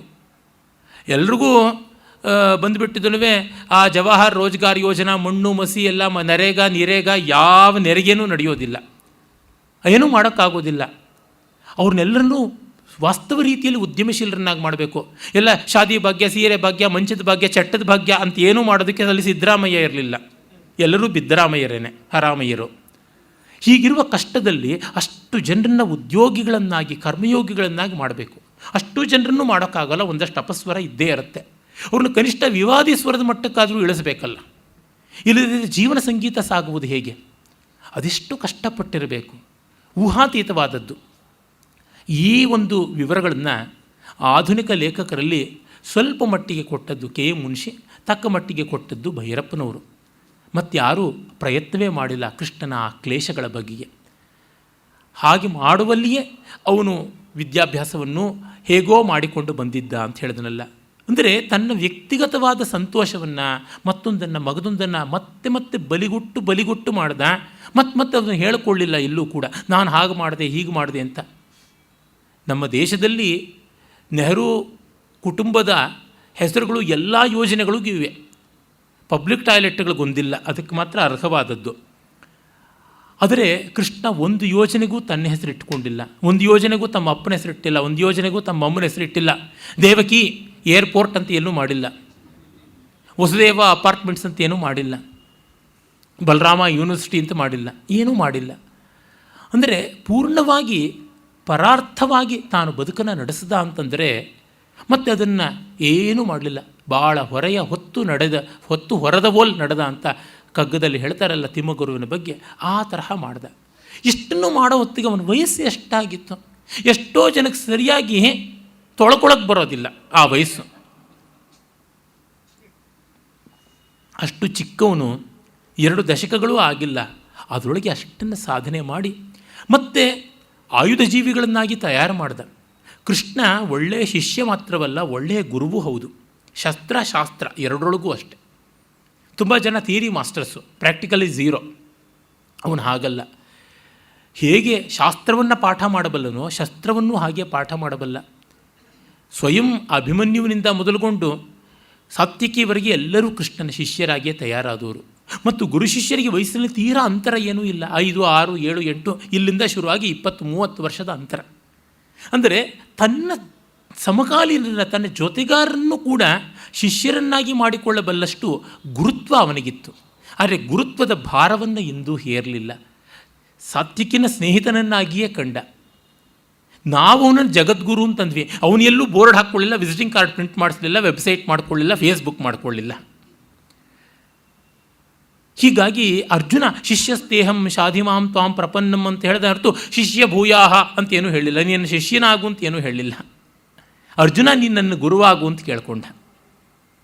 ಅವನ ಹತ್ರ ಅಪ್ಲಿಕೇಶನ್ ಹಾಕ್ಕೊಂಡವರೇ ಹೊರತು ಅವನು ಯಾರಿಗೂ ಎಲ್ಲಿಯೂ ಅಪ್ಲಿಕೇಶನ್ ಹಾಕ್ಕೊಂಡಿಲ್ಲ. Starting from love to money to whatever thing, ಯಾವುದಕ್ಕೂ ಪುರುಷಾರ್ಥ ಚತುಷ್ಟಯದ ಯಾವುದರ ಪ್ರಾಪ್ತಿಗಾಗಿಯೂ ಕೂಡ ಅವನು ಏನನ್ನೂ ಮಾಡಲಿಲ್ಲ. ನಮೇ ಪಾರ್ಥಾಸ್ತಿ ಕರ್ತವ್ಯಂ ತ್ರಿಷು ಲೋಕೇಶು ಕಿಂಚನ ನಾನವಾಪ್ತವ್ಯಮಾಪ್ತವ್ಯಂ ವರ್ತಯೇವಚ ಕರ್ಮಣಿ. 3 ಲೋಕದಲ್ಲಿ ನಾನು ಪಡ್ಕೊಳ್ಳುವುದು ಯಾವುದೂ ಇಲ್ಲ, ಮಾಡಬೇಕಾದದ್ದು ಯಾವುದೂ ಇಲ್ಲ, ಆದರೂ ಮಾಡ್ತಾ ಇದ್ದೀನಿ, ಇಷ್ಟೇ. ಅವನು ಹೇಳ್ದಂತೆ ಬಾಳಿದಂತೆ ಹೇಳ್ದ. ಹೀಗಾಗಿ ಆ ಯಾದವರ ಪುನರ್ವಸತೀಕರಣ, ವ್ಯವಸ್ಥೀಕರಣ ಎಷ್ಟೊಂದು ಕೆಲಸಗಳನ್ನು ಅತ್ಯಲ್ಪ ಕಾಲದಲ್ಲಿ ಮಾಡಿದ. ಈ ಮಧ್ಯದಲ್ಲಿ ಅವನಿಗೆ ಅತಿಯೋಗದಿಂದ ಬಂದದ್ದು ಎಷ್ಟು ಹೆಣ್ಣುಗಳ ಕಷ್ಟ ಕ್ಲೇಶಗಳನ್ನು ನಿವಾರಣೆ ಮಾಡೋದಕ್ಕೆ. 1-2 ಮೊದಲಿಗೆ ನಮಗೆ ಗೊತ್ತಾಗುವಂತೆ ಕುಂಡಿನಪುರಾಧೀಶ್ವರ ಭೀಷ್ಮಕನ ಮಗಳು ರುಕ್ಮಿಣಿಯ ಒಂದು ಸ್ವಯಂವರ ಪ್ರಕರಣ. ರುಕ್ಮಿಣಿಯನ್ನು ಕೃಷ್ಣ ಬಲ್ಲವನೇ ಆಗಿರಲಿಲ್ಲ. ಆದರೆ ರುಕ್ಮಿಣಿ ಕೃಷ್ಣನ ಬಗ್ಗೆ ಕೇಳಿದಳು. ಶ್ರುತ್ವಾ ಗುಣಾನ್ ಭುವನ ಸುಂದರ ಶೃಣ್ವತಾಂತೆ ತ್ವಯ್ಯಚ್ಯುತಾ ವಹತಿ ಚಿತ್ತಂ ಅಪತ್ರಪಮ್ಮೆ ಅಂತಲೇ ಅವಳು ಸಂದೇಶವನ್ನು ಶುರು ಮಾಡ್ತಾಳೆ. ನಿನ್ನ ಗುಣಗಳನ್ನು ಮತ್ತೆ ಕೇಳಿ ಕೇಳಿ ಚಿತ್ತ ಲಜ್ಜೆ ಬಿಟ್ಟು ನಿನ್ನ ಕಡೆಗೆ ಹೋಗ್ತಾ ಇದೆ ಅಂತ. ತ್ವಯಿ ಅಚ್ಯುತಾ ಆವಹತಿ ಚಿತ್ತಂ, ನಿನ್ನಲ್ಲಿ ಮತ್ತೆ ಮತ್ತೆ ಹೋಗಿ ಸರ್ವಾತ್ಮನ ಸೇರಿಕೊಳ್ತಾ ಇದ್ದೆ. ಶಿಶುಪಾಲ ನೀಚ, ಅವನನ್ನು ನನ್ನ ಗಂಡ ಅಂತ ನಮ್ಮಣ್ಣ ಮಾಡಿದ್ದಾನೆ. ರಾಜಕೀಯಕ್ಕಾಗಿ ಆದಂಥ ಈ ಅವಸ್ಥೆ.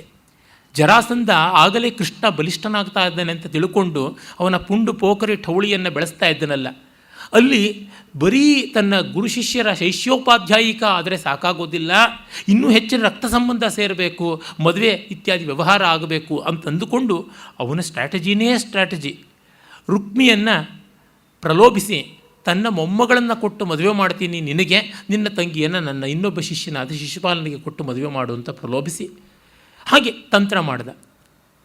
ಶಿಶುಪಾಲನ ಒಂದು ದೌರಾತ್ಮ್ಯಕ್ಕೆ ಎಲ್ಲೆಯೇ ಇಲ್ಲ. ಜೊತೆಗೆ ರುಕ್ಮಿಯಂತೂ ತಂದೆ ತಾಯಿಗಳನ್ನು ಏನೂ ಅಲ್ಲ ಅಂತ ಗೃಹಬಂಧನದಲ್ಲಿ ಇಡೋ ಮಟ್ಟಿಗೆ ನೀಚಗ ಅವನು. ತಂಗಿಯ ವಿವಾಹದಲ್ಲಿ ತಂದೆ ತಾಯಿಯಂದರಿಗೆ ಮಾತಿಲ್ಲದಂತೆ ಮಾಡಬಲ್ಲ. ಹೀಗಿದ್ದಾಗ ಅವಳು ಕದ್ದು ಮುಚ್ಚಿ ಸಂದೇಶ ಕಳಿಸಿದರೆ ಈ ಎಲ್ಲ ಯಾದವರ ಸಮಸ್ಯೆಗಳ ಮಧ್ಯೆ ಅವನು ಹೋಗಬೇಕಾ ಬಿಡಬೇಕು. ಬೇರೆಯವರಾಗಿದ್ದರೆ ಅಯ್ಯೋ ನಮ್ಮ ಸಮಸ್ಯೆ ಹಾದಿ ಹೋಗೋದು ಎಲ್ಲ ಮಾಡುವಷ್ಟಿದೆ, ಇದು ಬೇಡ ಅಂತಿದ್ರು. ಕೃಷ್ಣನ ದೂರದೃಷ್ಟಿ ಏನಂದರೆ ಯಾದವರಿಗೆ ಬಲ ಸಿಗಬೇಕು, ಹೇಗಾದರೂ ಬಲ ಬೇಕು ಅಂತಂದರೆ ಪ್ರಧಾನ ಭೂಮಿ ಅಂತ ಯಾವುದಿದೆ, ಮೇನ್ ಲ್ಯಾಂಡ್ ಆಫ್ ಇಂಡಿಯಾ ಅಂತ ಕರಿತೀವಲ್ಲ, ಅಲ್ಲಿ ತನ್ನ ಬಲ ಹೆಚ್ಚಾಗಬೇಕು, ಯಾದವರ ಬಲ ಹೆಚ್ಚಾಗಬೇಕು, ಸಂಪರ್ಕ ಹೆಚ್ಚಾಗಬೇಕು ಅಂತನ್ನುವ ಒಂದು ಉದ್ದೇಶ ಇಟ್ಟುಕೊಂಡು ರುಕ್ಮಿಣಿಯ ವಿವಾಹ ಕಾಲದಲ್ಲಿ ಹೋಗಿದ್ದು. ಅಂದರೆ ರುಕ್ಮಿಣಿ ಕಳಿಸಿಕೊಟ್ಟ ಸಂದೇಶವನ್ನು ಕೇಳಿ ಅವಳಿಗಿಷ್ಟವಿಲ್ಲದ ಮದುವೆ ಅದನ್ನು ತಪ್ಪಿಸಬೇಕು, ಅವಳಿಗೂ ಒಂದು ಬಾಳ ಕೊಡಬೇಕು, ತನ್ನ ಜನತೆಗೂ ಒಂದು ಬೆಂಬಲ ಸಿಗಬೇಕು. ಈ ರೀತಿಯಲ್ಲಿ ಅರ್ಥ, ಕಾಮ, ಧರ್ಮ ಮೂರನ್ನೂ ಕೂಡ ಸಾಧಿಸುವಂಥ ಕೆಲಸವನ್ನು ಮಾಡಿದ. ಮತ್ತು ತುಂಬ ಜನ ಭಾವಿಸಿದಂತೆ ಅದು ಕದ್ದು ಮುಚ್ಚಿ ಹಾರಿಸಿಕೊಂಡು ಬಂದದ್ದಲ್ಲ. ಸಕಲ ರಾಜ ಸಮಕ್ಷದಲ್ಲಿ ಸೇನೆಯನ್ನು ಇಟ್ಟುಕೊಂಡು ಬಂದು ಜರಾಸಂಧಾದಿಗಳನ್ನೆಲ್ಲ ಯುದ್ಧದಲ್ಲಿ ಸೋಲಿಸಿ ದಂತವಕ್ರನ್ನ ಶಿರಚ್ಛೇದ ಮಾಡಿ ಕರ್ಕೊಂಡು ಬಂದದ್ದು ಅಂತ.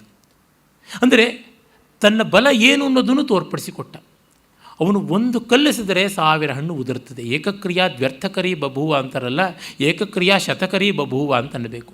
ಒಂದು ಕೆಲಸದಲ್ಲಿ 10-100 ಕೆಲಸಗಳನ್ನು ಮಾಡಬಲ್ಲಂಥವನಾಗಿದ್ದ. ಒಂದೇ ಬಾರಿಗೆ ಯಾದವರು ಈಗ ಹೊಸದಾಗಿ ಅಭ್ಯುತ್ಥಾನ ಪಡಿತಾ ಇದ್ದಾರಲ್ಲ, the rising power of Yadava ಏನು ಅನ್ನೋದನ್ನು ಅಲ್ಲಿ ಆ ಸ್ವಯಂವರ ಮಂಟಪದಲ್ಲಿ ತೋರ್ಪಡಿಸಿದ, ವಿವಾಹ ಮಂಟಪದಲ್ಲಿ ತೋರ್ಪಡಿಸಿದ. ರುಕ್ಮಿಣಿಗೆ ಅನಿಷ್ಟದ ವಿವಾಹವೂ ತಪ್ಪಿತು, ಶಿಶುಪಾಲನಿಗೆ ಮುಖಭಂಗವಾಯಿತು, ಜರಾಸಂಧನಿಗೆ ಭಯಭೀತಿ ಹುಟ್ಟಿತು, ರುಕ್ಮಿ ತೀರಾ ಮಾನಗೆಟ್ಟವನಾದ. ಮತ್ತು ಇಡೀ ಆರ್ಯಾವರ್ತಕ್ಕೆ ಇದು ಎಂಥ ಬಲ, ಜರಾಸಂಧ ಜಂಗಾಬಲ ಉಡುಗಿಸ್ಕೊಳ್ತಕ್ಕಂಥದ್ದಾಗಿದೆ ಅಂತ ಗೊತ್ತಾಯಿತು. ರುಕ್ಮಿ ಅಂತೂ ಬೆನ್ನಟ್ಟಿಕೊಂಡು ಬಂದವನು ಮೀಸೆ ತಲೆ ಬೋಳಿಸ್ಕೊಂಡು ಹೋಗಬೇಕಾಯಿತು. ಕೃಷ್ಣ ಅವನಿಗೆ ಅಸನ್ಮಾನ ಮಾಡಿ ಕಳಿಸಿದ. ತಲಮುನಕ ಭೀಷ್ಮನಂದನು ತಲೆಯುನು ಮೂತೀನು ಗೊರಗ ತಗವೇ ಬಂಧುನ್ ತಲೆಯುನು ಮೂತೀನು ಗೊರಗುಟ ತಲದರುಗುಟ ಕಂಟೆ ತುಚ್ಛತರಮು ಮಹಾತ್ಮ ಅಂತ ಪೋತನ ಬಲರಾಮನ ಮೂಲಕ ಕಳಿಸ್ತಾನೆ. ಬಲರಾಮ ಯಾವತ್ತೂ ಗಾಂಧಿ ನೆಹರುಗಳ ಅಡ್ಡನಾಡಿ, ಕ್ರಾಸ್ ಬ್ರೀಡು. ಅಯ್ಯೋ ಏನಿದು ಅನ್ಯಾಯ, ತಲೆನಾರು ತೆಗಿಬೋದು, ತಲೆ ಮೀಸೆ ಬೋಳಿಸೋದು ಸರಿಯಾ ಅಂತ. ತಂಗಿ ಕುತ್ತಿಗೆ ಕುಯ್ಯೋಕ್ಕೆ ಸಿದ್ಧನಾಗಿದ್ದವನಿಗೆ ತಲೆ ಬೋಳಿಸಿದ್ರೆ ತಪ್ಪೆ, ಅವಮಾನ ತಾನೇ ಮಾಡಬೇಕು ಅವನಿಗೆ. ಅವನೇನು ತನ್ನ ತಂಗಿಯನ್ನು ವಾಪಸ್ ತೆಗೆದುಕೊಂಡು ಬರದೇ ಇದ್ದರೆ ಕುಂಡಿನಪುರವೇ ಪ್ರವೇಶ ಮಾಡೋಲ್ಲ ಅಂದ. ತಂಗಿಯನ್ನು ತರ್ಕೊಂಡು ಬರೋದಿರಲಿ, ತನ್ನ ತಲೆ ಕೂದಲನ್ನು ವಾಪಸ್ ತೊಗೊಂಡು ಬರೋಕ್ಕಾಗಲಿಲ್ಲ. ಹಾಗೇನು ಮಾಡ್ದ, ಬೇರೊಂದು ಊರಿಗೆ ಹೋದ ಅಷ್ಟೇ. ಮಾನಗೇಡಿಗಳ ಪ್ರತಿಜ್ಞೆಯ ಲಕ್ಷಣವೇ ಇಂಥ ಅವಲಕ್ಷಣ. ಊರಿಗೆ ನಾನು ಬರೋಲ್ಲ ಅಂತಂದರೆ ಯುದ್ಧ ಮಾಡಿ ಸಾಯಬೇಕು, ಅಲ್ಲೇ ಪ್ರಾಯೋಪವೇಶ ಮಾಡಬೇಕು, ನೆಗೆದು ಬೀಳಬೇಕು ಬೆಂಕಿನಲ್ಲೇ. ಬೇರೊಂದು ಊರಿಗೆ ಹೋಗ್ಬಿಟ್ಟು ಅಲ್ಲಿ ಸೆಟ್ಲಾಗ್ಬಿಟ್ಟ. ಇವತ್ತು ಏಕಾದಶಿ, ಊಟ ಮಾಡೋಲ್ಲ, ಊಟದಷ್ಟೇ ಫಲಾಹಾರ, 3 ಬಾರಿ ಎಲೆ ಕಾಣಿಸ್ದೇ ಇರೋಷ್ಟು ಬಾರಿ ಮೊಸರವಲಕ್ಕಿ ತಿಂದು ಮುಸುಗಿಕ್ಕೊಂಡು ಮಲಗಿದ್ರು ಅಂತ ಬೀಚಿ ಬರೀತಾರೆ. ಆ ರೀತಿಯಾಗಿ ಅವು ಇಂಥದ್ದು ರುಕ್ಮಿಯ ರೀತಿ. ಈ ರುಕ್ಮಿಯ ಎಡವಟ್ಟು ಮುಂದೆಯೂ ಸಾಕಷ್ಟು ಬರುತ್ತದೆ. ಯುದ್ಧ ಕಾಲದಲ್ಲಿ ಕೂಡ ಅವನು ಬಂದಿದ್ದ, ಪಾಂಡವರ ಕಡೆಗೆ ಬಂದ. ಪಾಂಡವರು ಬೇಡ, ನೀನು ಕೃಷ್ಣ ವಿರೋಧಿ, ಹಾಗಾಗಿ ನಿನ್ನ ಸಂಬಂಧ ನಮಗೆ ಬೇಡ ಅಂತಂದರೆ ಅವನು ಕೌರವರ ಕಡೆಗೆ ಹೋದ, ನಾನು ನಿಮ್ಮ ಕಡೆಗೆ ಬರ್ತೀನಿ ಅಂತ. ಅಂದರೆ ಒಂದು ಐಡಿಯಾಲಜಿನೇ ಇಲ್ಲ. ಮೊದಲು ಪಾಂಡವರ ಕಡೆಗೆ ಬಂದರೆ ಧರ್ಮದ ಕಡೆಗೆ ಬರ್ತೀನಿ ಅಂತಾನೆ ಅರ್ಥ. ಇವ್ರು ಬೇಡ ಅಂದರು, ಅದಕ್ಕೆ ಅವ್ರ ಕಡೆಗೆ ಹೋಗ್ತೀನಿ ಅಂತ. ಇದೇನು ಬ್ಯಾರ ಮಾಡೋ ತರಕಾರಿ ವ್ಯಾಪಾರ ಥರನ, ಇಲ್ಲಿ ರೇಟ್ ಜಾಸ್ತಿ ಆಯಿತು ಅದಕ್ಕೆ ಅಲ್ಲಿಗೆ ಹೋಗ್ತೀನಿ ಅಂತಂದಂತೆ. ದುರ್ಯೋಧನ ಮಾನಿ, ಅಹಂಕಾರ ಅವನಿಗೆ. ಪಾಂಡವರು ಬೇಡ ಅಂದಿದ್ದು ನನಗೆ ಹಾಕಬೇಕು, ಬೇಡವೇ ಬೇಡ ಅಂತಂದ. ಹೀಗಾಗಿ ಅವನು ಬಲವಂತವಾಗಿ ಯುದ್ಧಕ್ಕೆ ಇನ್ವಾಲ್ವ್ ಆಗದೆ ನಿಂತ. ನಾನ್ ಅ ಲೀಡ್ ಮೂವ್ಮೆಂಟ್, ನಾವು ಯಾರ ಜೊತೆಗೂ ಯುದ್ಧ ಮಾಡೋಲ್ಲ, ಶಾಂತಿ ಕಾಮರು ಅಂತ ಅಂದುಕೊಂಡ್ವಲ್ಲ, ಮಾನಗೇಡಿತನ ನೆಹರು ಮಾಡಿದ್ದು ಆ ಥರದ್ದಾಯಿತು. ಆಮೇಲೆ ರುಕ್ಮಿಯಂತೂ ಮುಂದೆ ಕೃಷ್ಣನ ಮೊಮ್ಮಗನ ಮದುವೆಯ ಸಂದರ್ಭದಲ್ಲಿ ಮತ್ತೆ ಕಾಣಿಸ್ಕೊಳ್ತಾನೆ. ಕೃಷ್ಣನ ಮೊಮ್ಮಗ ಅನಿರುದ್ಧ, ಅವನಿಗೂ ರುಕ್ಮಿಯ ಮೊಮ್ಮಗಳಿಗೂ ಮದುವೆ ಆಯಿತು. ಅದು ಬಹಳ ಕಾಲ ಆದಮೇಲೆ ಆದಂಥ ಮದುವೆ. ರುಕ್ಮಿಣಿಗೂ ಮತ್ತು ತವ್ರ ಮನೆಗೂ ಸಂಬಂಧವೇ ತಪ್ಪಿ ಹೋಗಿತ್ತು ಈ ಸೈಂಧವನಂತೆ ಅಡ್ಡ ನಿಂತ ಅಣ್ಣನ ಕಾರಣದಿಂದ. ಹೀಗಾಗಿ ಮೊಮ್ಮಗನ ಕಾಲಕ್ಕಾದರೂ ತವ್ರ ಮನೆಯ ಸಂಬಂಧ ಬಂತಲ್ಲ ಅಂತ ಅವಳು ಸಂತೋಷ ಪಟ್ಟರೆ, ಮದುವೆಯ ಮನೆಯಲ್ಲಿ ಈಚೆಗಿನವರೆಗೂ ಇದ್ದಂಥದ್ದು ಜೂಜಾಟ, ಎಲ್ಲರೂ ಇಸ್ಪೇಟ್ ಆಡುವುದು. ಅದು ಯಾವುದೇ ಮದುವೆ ಮನೆಗಳಲ್ಲೂ ಮುಂಚೆ ನಾನು ನೋಡ್ತಾ ಇದ್ದಿದ್ದು. ಈಚೆಗೆ ಒಂದೇ ಹೊತ್ತಿನ ಮದುವೆ ಆದಮೇಲೆ ಸಮಯ ಇಲ್ಲದೆ ಆದಮೇಲೆ ಅದೆಲ್ಲ ನಿಂತಿದೆ ಅಂತ ಅನಿಸುತ್ತೆ. ಇನ್ನು ಬೇರೆ ಸೊಫಿಸ್ಟಿಕೇಟೆಡ್ ಗ್ಯಾಮ್ಲಿಂಗ್ ಬಂದಿರಬೇಕು, ಮದುವೆ ಮನೆಗೆ ಏನು ಕಾಯಬೇಕಾಗಿಲ್ಲ ಅಂತ ಅನಿಸಿರಬೇಕು, ಇಂಟರ್ನೆಟ್ಟಲ್ಲೇ ಗ್ಯಾಮ್ಲಿಂಗ್ ಮಾಡಬಹುದು, ಆ ಕಾರಣದಿಂದ ಬಿಟ್ಟಿರಬೇಕು.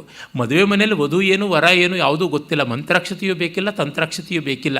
ಅವ್ರು ಯಾವುದೋ ಒಂದು ಮೂಲೆ ಹಿಡಿದು ಕೂತ್ಕೊಂಡ್ರೆ ಅಲ್ಲಿ ಕಾಫಿ ತಿಂಡಿ ಮೊದಲುಗೊಂಡು ಎಲ್ಲವನ್ನೂ ಅವ್ರಿಗೆ ಸಪ್ಲೈ ಮಾಡೋದ್ರೊಳಗೆ ಮುಗೀತಾ ಇತ್ತು. ಮದುವೆ ಮುಗಿದ ಮೇಲೆ ಗೆದ್ದವರು ಸಿರಿಮೊಗ, ಸೋತವರು ಸೊರಗಿದ ಮೊಗದಲ್ಲಿ ಹೋಗ್ತಾ ಇದ್ದಿದ್ದು. ಹಾಗೆ ಅಲ್ಲೂ ಅದೇ ಥರ ಇತ್ತು, ಜೂಜಾಟ. ಆ ಜೂಜಾಟದಲ್ಲಿ ಬಲರಾಮ ಇಲ್ಲದೆ ಇದ್ದರೆ ಹೇಗೆ? ಆ ತರಹ ಬಲರಾಮ ಒಂದು ಕಡೆಗೆ, ರುಕ್ಮಿ ಒಂದು ಕಡೆಗೆ. ರುಕ್ಮಿ ಮೋಸದ ಆಟ ಆಡಿ ಬಲರಾಮ ಸೋತ. ಬಲರಾಮನಿಗೆ ಬುದ್ಧಿಯೂ ಇಲ್ಲ, ವಿವೇಕವೂ ಇಲ್ಲ. ಸೋತಿದ್ದಕ್ಕೆ ಕೋಪ ಬಂದು ಕೂತ ಮಣಿಯಿಂದಲೇ ರುಕ್ಮಿ ತಲೆಯನ್ನು ಹೊಡೆದ.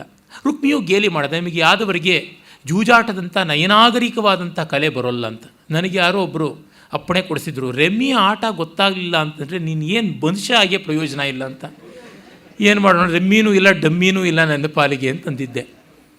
ಹಾಗೆ ಆ ಥರ ಅದೊಂದು ನಯ, ಅದೊಂದು ಸೌಜನ್ಯ, ಅದೊಂದು ವೈಶಿಷ್ಟ್ಯ ಅಂತೆಲ್ಲ ಅಂತಾರೆ. ಅದು ಯಾವುದೂ ಇಲ್ಲ. ಬಲರಾಮ ಹೊರಟ, ಕೂತು ಮನೆಯಲ್ಲಿ ಗುದ್ದದ. ರುಕ್ಮಿ ಸತ್ತೇ ಹೋಗ್ಬಿಟ್ಟ. ಮದುವೆ ಮನೆ ಮಸಣ ಆಯಿತು. ರುಕ್ಮಿಣಿ ಬಂದಳು ಎರಡು ಕೈಯಲ್ಲಿ ಬಾಯಿ ಬಡ್ಕೊಂಡು, ನಮ್ಮಣ್ಣ ಇಲ್ಲಿವರೆಗೂ ಹೆಂಗೋ ಎಲ್ಲೋ ಬದುಕಿದ್ದ, ಕುಂಡನದಲ್ಲೋ ಮುಂಡಿನದಲ್ಲೋ ಬದುಕಿದ್ದ, ನಿಮ್ಮಣ್ಣನಿಂದಾಗಿ ನಮ್ಮಣ್ಣ ಸತ್ತ ಅಂತ. ಕೃಷ್ಣ ಈಗ ಅಣ್ಣನನ್ನು ಬೈದಾನ, ಹೆಂಡತಿಯನ್ನು ಸಮಾಧಾನ ಮಾಡಿಯಾನ ಗೊತ್ತಿಲ್ಲ. ನಿನ್ನ ಹೆಂಡತಿಯೇ ನೋಡು, ಈಗಲೂ ಅವಳ ಮದುವೆ ಆದಾಗ ನಾವೆಲ್ಲ ನಿನ್ನ ಬೆಂಬಲಕ್ಕಿದ್ದು ಅವಳನ್ನು ನೀನು ಎತ್ಕೊಂಡು ಬರೋದಕ್ಕೆ ನಾವಿಲ್ದಿದ್ರೆ ಆಗ್ತಾ ಇತ್ತ. ಈ ಅಣ್ಣನೇ ಬಂದಿದ್ದ, ಅವಳನ್ನು ಕೊಂದು ಬಿಡ್ತೀನಿ, ನಿನ್ನನ್ನು ಬಲಿ ಹಾಕ್ತೀನಿ ಅಂತ ನಿನ್ನ ಕೈಲಿ ತಲೆ ಬೋಳಿಸ್ಕೊಂಡು ಹೋದ. ಆಗಲೂ ನಾನು ಹೇಳಿದ್ದೆ ಅವನಿಗೆ ತಲೆ ಬೋಳಿಸಬೇಡ ಅಂತ ಹೇಳಿಬಿಟ್ಟಿದ್ನು. ಈಗ ಅಂಥ ಕನಿಕರ ತೋರಿಸ್ತು ನನಗೆ ಅವಮಾನ ಮಾಡಿದ್ದಕ್ಕೆ ನಾನು ಕೊಂದಿದ್ದು, ಅದು ಬೇಕು ಅಂತ ಕೊಂದನ, ಆಕಸ್ಮಿಕವಾಗಿ ಆದದ್ದು. ನಿನ್ನ ಹೆಂಡತಿ ನೋಡಿದ್ರೆ ಹೀಗಂತಾಳೆ ಅಂತ. ಇಂಟಿಲೋ ಕಲಹ ಅಲ್ಲಿ ವಿಂತಿಂತ ಕಾದಯ್ಯ ವಿಶ್ವದಾಭಿರಾಮ. ಹೀಗಾಗಿ ಮನೆ ಜಗಳ, ಹೆಂಡತಿಯ ಅಣ್ಣನ, ಯಾರ ಪರವಾಗಿ ಏನು ಹೇಳೋದು? ಕೃಷ್ಣ ಬಾಯಿ ಮುಚ್ಕೊಂಡು ಎರಡೂ ಬೈಗಳನ್ನು ಸೇರಿಸಿರಬೇಕು ಅನಿಸುತ್ತದೆ. ಅಂದರೆ ಎಷ್ಟು ಸಮಸ್ಯೆಗಳು. ರುಕ್ಮಿಣಿಯೇ ಜಗಳ ಆಡಬಲ್ಲಳು ಅಂದರೆ ಇನ್ನು ಸತ್ಯಭಾಮೆ ಯಾವ ಥರ ಹರಾಜು ಹಾಕಿರಬಹುದು. ಇನ್ನು ಕರಡಿ ಮಗಳು ಗೃಹಲಕ್ಷ್ಮಿಯಾಗಿ ಬಂದ ಗುಹಾಲಕ್ಷ್ಮಿ, ಅವಳು ಏನು ಮಾಡಿರ್ಬೋದು? ಗುಹೆಯಲ್ಲಿ ತಾನೇ ಜಾಂಬವತಿ ಬೆಳೆದದ್ದು. ಯಾವಳನ್ನು ಗೆಲ್ಲೋದಕ್ಕಾಗಿ 7 ಗೂಳಿಗಳನ್ನು ಪಳಗಿಸಬೇಕಾಯಿತು.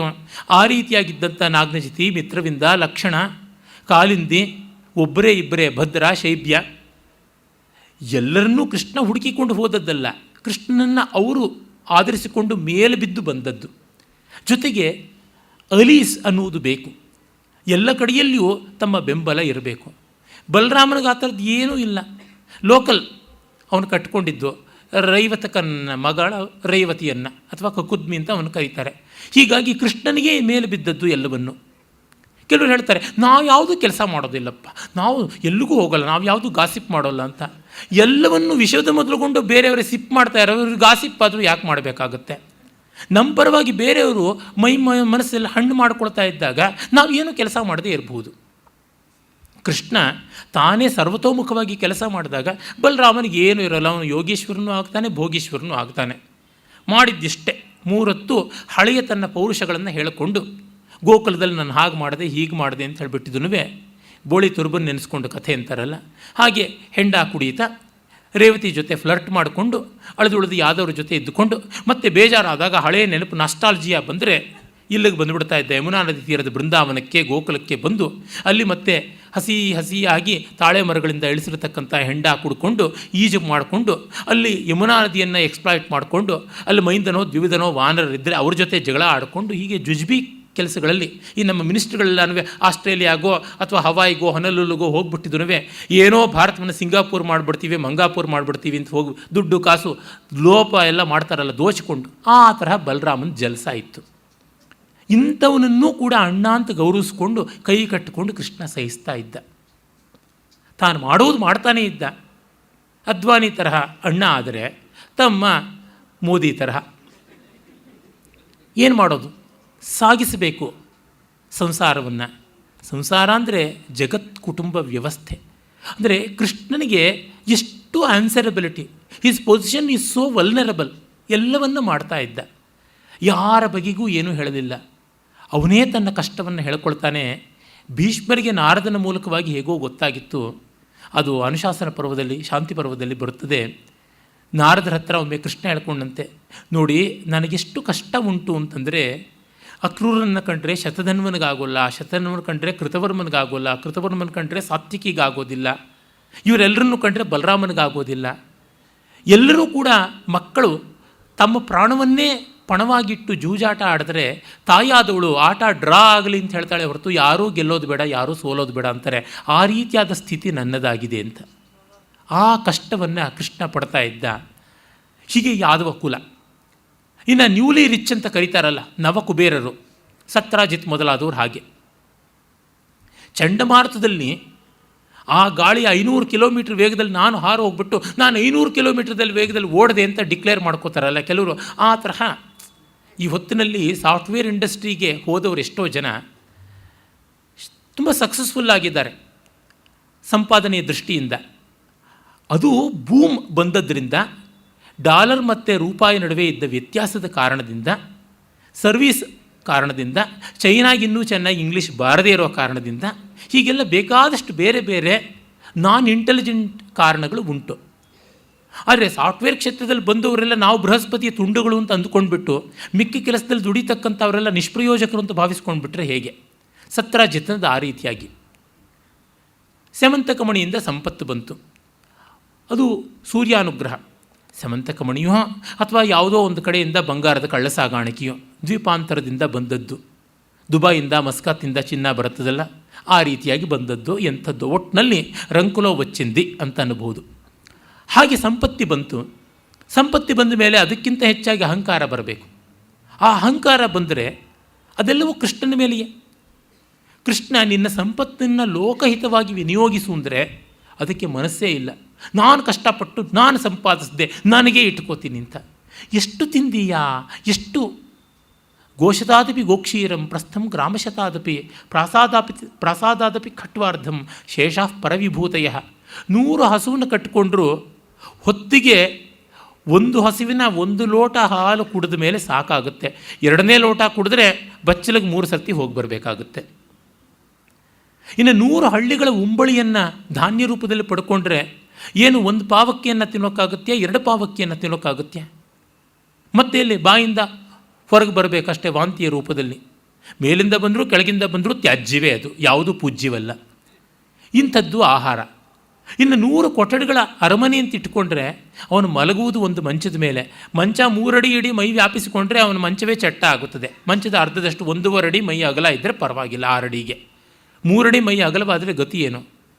ಹೀಗಾಗಿ ಖಟ್ವಾರ್ಧಂ ಅಂತ ವ್ಯಾಸರು ಹೇಳಿತು, ಅರ್ಧ ಮಂಚ ಅಷ್ಟೇ ಅಂತ. ಹಾಗಾಗಿ ಎಷ್ಟು ಸಂಪಾದನೆ, ಒಂದಷ್ಟು ಬಂದದ್ದನ್ನು ಕೊಡು ಅಂತ ಕೇಳಿದ್ದೇ ತಪ್ಪಾಯಿತು. ಇಂಥವನಿಗೆ ಮಕ್ಕಳು ಹೇಗಿರ್ತಾರೆ? ಸತ್ಯಭಾಮೆ ಥರದವರೇ ಆಗಿರ್ತಾರೆ. ಏನೂ ತೋರದೇ ಇದ್ದರೆ ಹಾಗೇನೆ. ನನಗೊಮ್ಮೆ ಸುಧಾಮೂರ್ತಿಯವರು ಹೇಳಿದರು, ತುಂಬ ದೊಡ್ಡ ಶ್ರೀಮಂತರ ಮನೆಯ ಹೆಣ್ಣು ಮಕ್ಕಳು ವಸ್ತ್ರವನ್ನು ಹೇಗೆ ಒಮ್ಮೆ ಉಟ್ಟದ್ದು ಇನ್ನೊಮ್ಮೆ ಉಡಲ್ವೋ ಹಾಗೆ ಒಡವೆಯನ್ನು ಅದೇ ರೀತಿಯಂತೆ ನಿರ್ಮಾಲ್ಯ ಆಗಿಬಿಡುತ್ತೆ. ಪುಷ್ಪಮಾಲೆ ಇದ್ದಂತೆ ಅವರಿಗೆ ಸುವರ್ಣಮಾಲೆ ಕೂಡ ಅಂತ, ಆ ರೀತಿಯಾಗೆಲ್ಲ ಇದೆ ಅಂತ ಹೇಳಿದರು. ಅವ್ರು ಹೇಳಿದರೆ ಅದು ನಿಜ ಇರಬೇಕು ಅಂತ ನನಗೆ ಅನಿಸುತ್ತದೆ. ಯಾಕೆಂದರೆ ಅಷ್ಟು ಸಂಪತ್ತಿ ಬಂದರೆ ಇನ್ನೇನು ಮಾಡೋದಕ್ಕೆ ಸಾಧ್ಯ? ಕನಿಷ್ಠ ಅದನ್ನು ಬೇರೊಂದು ಮಾಡಲ್ಲಾಗಿ ಅಳಿಸಿಬಿಟ್ಟಿದ್ದನ್ನು ಮಾಡಿಸ್ಕೊಳ್ಳೋಕ್ಕಾದರೂ ಹಾಕಿರ್ತಾರೆ ಅನ್ಸುತ್ತೆ. ಅಗ್ನಿ ಶುದ್ಧವಾಗಿ ಬರಬೇಕು ಇವರು ಮಹಾಪಾತಿವೃತ್ಯಕ್ಕೆ. ಹೀಗೆ ಈ ರೀತಿಯಾಗಿ ದುಡ್ಡು ಹೆಚ್ಚಾದರೆ ಏನೂ ಆಗುತ್ತದೆ.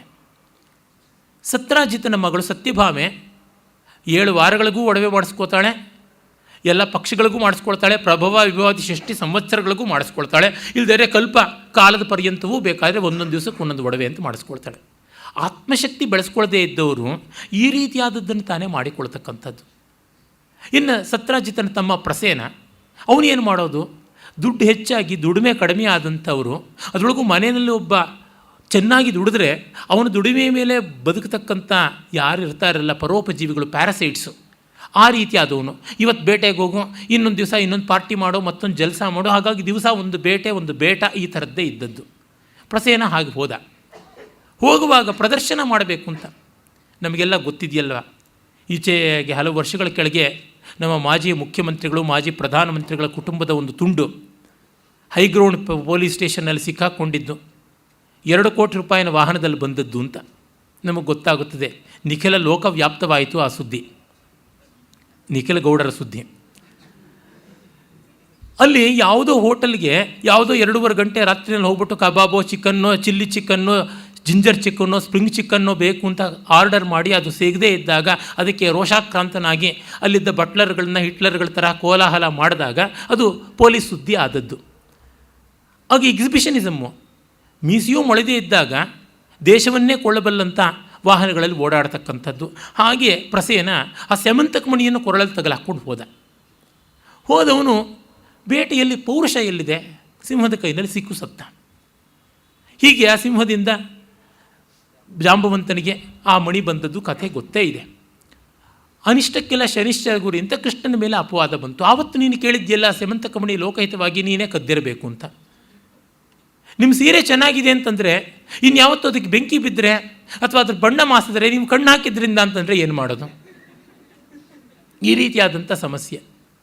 ಹೊಗಳಿದ್ದೇ ತಪ್ಪಾಯ್ತಲ್ಲ, ನೀವೆಷ್ಟು ಚೆನ್ನಾಗಿ ಹಾಡ್ತೀರಿ ಅಂದರೆ ಅಯ್ಯೋ ಅದಕ್ಕೆ ನೋಡಿ ಗಂಟ್ಲು ನೋವು ಬಂದುಬಿಟ್ಟಿದೆ ಅಂತ. ಈ ರೀತಿಯಾಗಿ ಸಾರ್ವಜನಿಕವಾಗಿ ಆರೋಪ ಮಾಡಿದ್ದು. ಪೀತಪತ್ರಿಕೆಗಳು ಎಲ್ಲೋ ಜರ್ನಲಿಸಮ್ ಅಂತೀವಲ್ಲ, NDTV ಮೊದಲಾದವೆಲ್ಲ ಇನ್ನೇನು ಇದೇ ರೀತಿಯಾದದ್ದು. 3 ಹೊತ್ತು ಕೋಲಾಹಲ ಮಾಡುವಂಥದ್ದು. ಹಾಗೆ ಫ್ಲ್ಯಾಶ್ ನ್ಯೂಸ್ ಅನ್ನುವಂತೆ Krishna the thief, Krishna the burglar ಅಂತ ಶುರು ಆಗ್ಬಿಡ್ತು. ಕೃಷ್ಣನೇ ಸೆಮಂತಕ ಮಣಿಯ ಮಾಲನ್ನು ಅಪಹರಣ ಮಾಡಿದವನ, ಅವನು ಎಲ್ಲಿಗೆ ತೊಗೊಂಡೋಗಿರ್ಬೋದು, ಏನು ಮಾಡಿರ್ಬೋದು, ಪ್ಯಾನಲಿಸ್ಟ್ಗಳನ್ನ ಶತಧನ್ವನನ್ನು ಅಕ್ರೂರನನ್ನು ಮತ್ತೊಬ್ಬನ್ನ ಕರೆಸಿ ಚರ್ಚೆ ಮಾಡಿ 24 ಗಂಟೆ ಹೊತ್ತು ಮಾಡಿ ಅಂತ. ಗಾಸಿಪ್ ಎಲ್ಲ ಕಾಲದಲ್ಲೂ ಇರುವಂಥದ್ದು. ಆಗ ಸೆಮಂತಕ ಮಣಿಯನ್ನು ತಂದೊರೆತು ನಾನು ಪುರಪ್ರವೇಶ ಮಾಡೋದಿಲ್ಲ ಅಂತ ಪ್ರತಿಜ್ಞೆ ಮಾಡಿ ಹೋದ. ಕೃಷ್ಣ ಈ ರೀತಿಯಾಗಿ ಎಷ್ಟು ತಾಳಿ ತಾಳಿ ಕಟ್ಟ ಕಡೆಗೆ ಕೆಲಸವನ್ನು ಮಾಡಿದ್ದಾನೆ.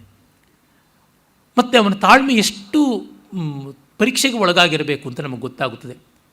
ಹೋಗಿ ಅವನು ಮಾಡಿದ ಪರೀಕ್ಷೆ ನೋಡಿದ್ರೆ ಒಳ್ಳೆ ಶರ್ಲಾಕ್ ಹೋಮ್ಸ್ ಇದರಿಂದ ಕಲಿತನ ಅಂತ ಅನ್ನುವಂತೆ ಅನಿಸುತ್ತದೆ.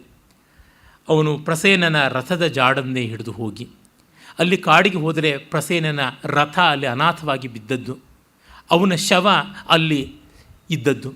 ಆಗಾಗಲೇ ಅದರ ಮೇಲೆ ಸಿಂಹದ ಪಂಜಾ ಗುರುತುಗಳು, ಸಿಂಹದ ಹಲ್ಲು ಉಗುರು ಗುರುತುಗಳು ಇದ್ದದ್ದನ್ನು ಕಂಡದ್ದು.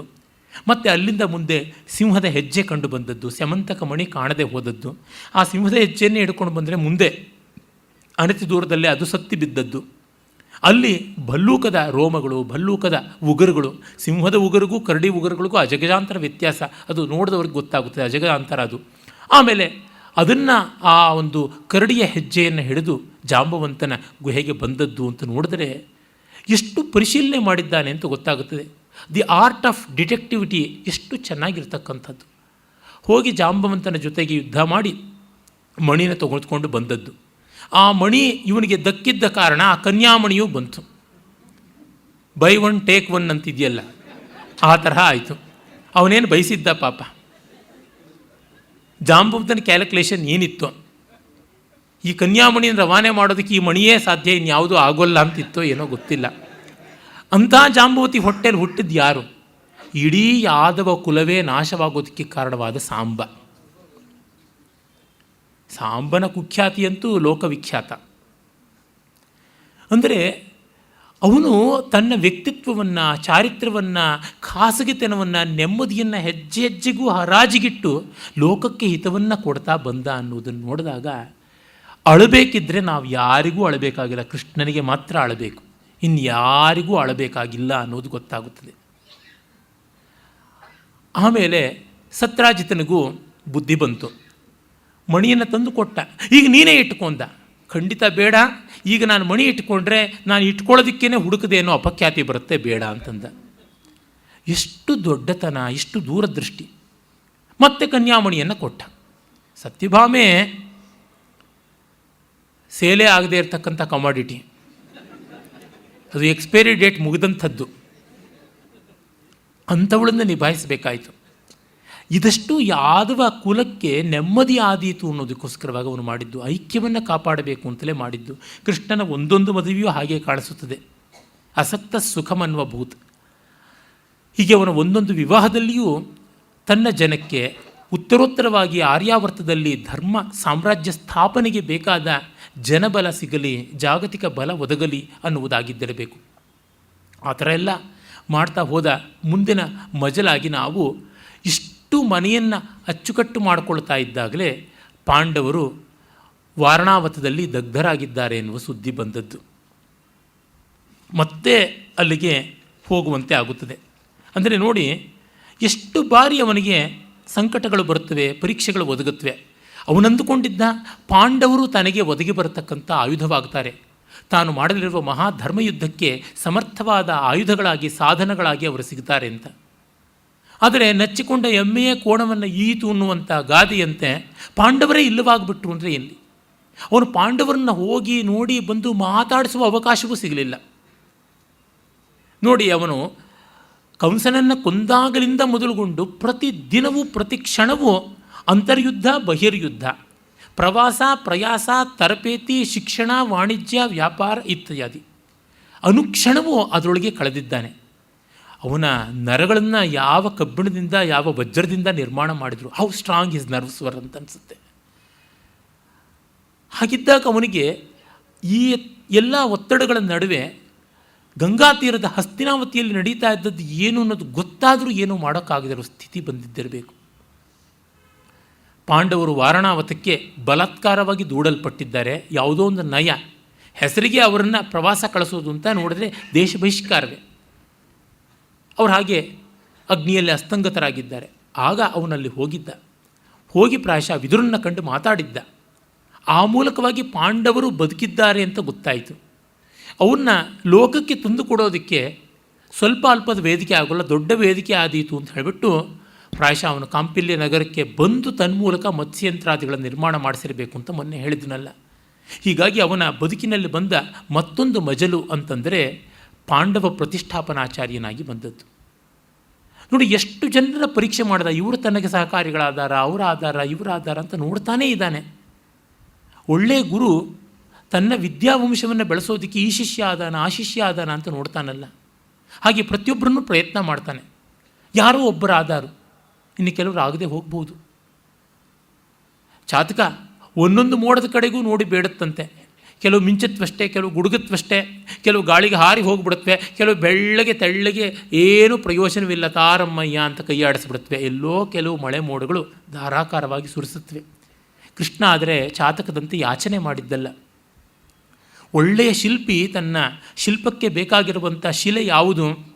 ಇದು ಪುಂಶಿಲೆಯೇ, ಸ್ತ್ರೀಶಿಲೆಯೇ, ನಪುಂಸಕ ಶಿಲೆಯೇ, ಇದು ಸಾಲಗ್ರಾಮ ಶಿಲೆಯೇ, ಅಥವಾ ಇದು ಬಲ್ಬಜವಾದದ್ದೇ, ಎಂಥದ್ದು, ಇದು ಮರಳುಗಲ್ಲೇ, ಮತ್ತೊಂದೇ, ಮಗದೊಂದೇ ಅಂತ ನೋಡ್ತಾ ಬರುವಂತೆ ಪ್ರತಿಯೊಂದು ಕಡೆಗೂ ಕಲ್ಲೆಸೆದು ಉಳಿಯೆಸೆದು ಪ್ರಯತ್ನ ಮಾಡ್ತಾ ಇದ್ದಾನೆ, ನೋಡ್ತಾ ಇದ್ದಾನೆ. ಪಾಂಡವರು ಶಾಲಿಗ್ರಾಮ ಶಿಲೆ, ದೇವಸ್ಥಾನಕ್ಕೆ ಪ್ರಾಣ ಪ್ರತಿಷ್ಠಾಪನಾರ್ಹವಾಗತಕ್ಕಂಥ ಮೂಲ ವಿಗ್ರಹಗಳಾಗಬಲ್ಲರು ಅಂತ ಅಂದುಕೊಳ್ಳುವಷ್ಟೊತ್ತಿಗೆ ಆ ಕಲ್ಲು ಯಾವುದೋ ಗ್ರಾನೈಟ್ ಇಂಡಸ್ಟ್ರಿನವನ ಪಾಲಿಗೆ ಸಿಕ್ಕು ದ್ವೀಪಾಂತರಕ್ಕೆ ಇನ್ಯಾವುದೋ ಚರಂಡಿಗೋ ಇನ್ಯಾವುದೋ ಸಮಾಧಿಗೋ ಪಾಲಿಶ್ಡ್ ಸ್ಟೋನ್ ಆಗಿ ಬೀಳುತ್ತದೆ ಅನ್ನೋ ಸ್ಥಿತಿ ಬಂದರೆ ಅವನಿಗೆ ಎಷ್ಟು ಬೇಜಾರಾಗಿರಬೇಕು. ಆದರೂ ತಪ್ಪದೇ ಹೋದ. ಎಂದಿಗೂ ಅವನು ಎದೆಗುಂದಲಿಲ್ಲ. He never lost hopes. ಕೈ ಎತ್ತಲೇ ಇಲ್ಲ. ನೋಡಿ, ಹಾಗೆ ಎತ್ತಿದ್ದರೆ ನಮಗೆ ದಾಖಲೆ ಸಿಗ್ತಾ ಇತ್ತು. ಒಂದು ಬಾರಿಯೂ ಮುಗೀತು ಕತೆ, ಗಾನ್ ಕೇಸ್ ಅಂತ ಅನ್ನಲಿಲ್ಲ. ಪರವಾಗಿಲ್ಲ, ತೊಂದರೆ ಇಲ್ಲ, ಮತ್ತೊಂದಾದೀತು ಮಗದೊಂದಾದೀತು ಅಂತ. ಅವನಂತೆ ಸೋಲನ್ನು, ನೋವನ್ನು, ನಷ್ಟವನ್ನು ಪಾಸಿಟಿವ್ ಆಗಿ ಧನಾತ್ಮಕವಾಗಿ ಕಂಡವರು ಯಾರೂ ಇಲ್ಲ. ನ ಭೂತೋ ನ ಭವಿಷ್ಯತಿ. ಹಾಗೆ ಅವನು ಆ ಒಂದು ದ್ರೌಪದಿ ಸ್ವಯಂವರ ಪ್ರಸಂಗಕ್ಕೆ ಬರ್ತಾನೆ. ನೋಡಿ, ಅಷ್ಟೊತ್ತಿಗಾಗಲೇ ಯಾದವರಿಗೆ ಸುಸಮೃದ್ಧಿ ಬಂದಿದೆ. ಆರ್ಥಿಕವಾಗಿ ಮತ್ತು ಸೈನ್ಯ ದೃಷ್ಟಿಯಿಂದ, ರಾಜ್ಯ ವ್ಯವಸ್ಥೆಯಿಂದ ಒಂದಷ್ಟು ಬಲ ಬಂದಿದೆ. ಕೃಷ್ಣನಿಗೆ ಪ್ರಾಯಶಃ ಆ ವೇಳೆಗಾಗಲೇ ಸುಮಾರು ಮದುವೆಗಳೆಲ್ಲ ಆಗಿದ್ದಿರಬೇಕು. ಪೊಲಿಟಿಕಲ್ ಮ್ಯಾರೇಜಸ್ ದೇವರ್ ಆಲ್ ಓವರ್. ಆಮೇಲೆ ಆರ್ಥವಾದಂಥ ಮದುವೆ, ದ್ರೌಪದಿ ರುಕ್ಮಿಣಿ ಮೊದಲಾದವ್ರದ್ದು ಅದೆಲ್ಲ ಮುಗಿದಿದೆ. ಮತ್ತು ದಾಕ್ಷಿಣ್ಯದ ಮದುವೆಗಳು, ಸೋದರ ಮಾವನ ಮಗಳು ಅಂತ ಮದುವೆ ಆಗಿದ್ದು ಲಕ್ಷಣೆಯನ್ನು. ಈ ರೀತಿಯಾಗಿ ಅದು ಉಂಟಲ್ಲ, ಯಾರೂ ಇಲ್ಲ ಅಂದರೆ ಸೋದರ ಮಾವನೇ ಗತಿ ಅಂತ. ಹಾಗೆ ಆ ಥರದ್ದು ಎಲ್ಲ ಕೂಡ ಗುಡ್ ಬ್ಯಾಡ್ ಆ್ಯಂಡ್ ದಿ ಅಗ್ಲಿ ಎಲ್ಲವೂ ಅವನ ಪರಿವಾರಕ್ಕೆ ಬಂದು ಸೇರಿದೆ. ಇನ್ನು ವಸುದೇವನು ಯಾವುದಕ್ಕೂ ಪ್ರಯೋಜನವಿಲ್ಲ. ಅವನು ಫಿಗರ್ ಹೆಡ್ ಅಂತಾರೆ ಅಷ್ಟೇ, ಇಸ್ಪೀಟ್ ರಾಜ. ಅವನ ಅಚೀವ್ಮೆಂಟ್ ಏನು ಅಂದರೆ ಅನೇಕ ಸಂತಾನವೇ ಅವನ ಅಚೀವ್ಮೆಂಟ್, ಇನ್ನೇನೂ ಇಲ್ಲ. ಇಂಥ ತಂದೆಯನ್ನು, ಇಂಥ ಅಣ್ಣನನ್ನು, ಇವರುಗಳನ್ನೆಲ್ಲರನ್ನೂ ನಿಭಾಯಿಸಿಕೊಂಡಿದ್ದವನು ಒಂದು ವ್ಯವಸ್ಥೆ ಆದ ತಕ್ಷಣವೇ ಪಾಂಡವರ ಅನರ್ಥ ಕಂಡ. ಕಾಂಪಿಲ್ಯ ನಗರಕ್ಕೆ ಬಂದ.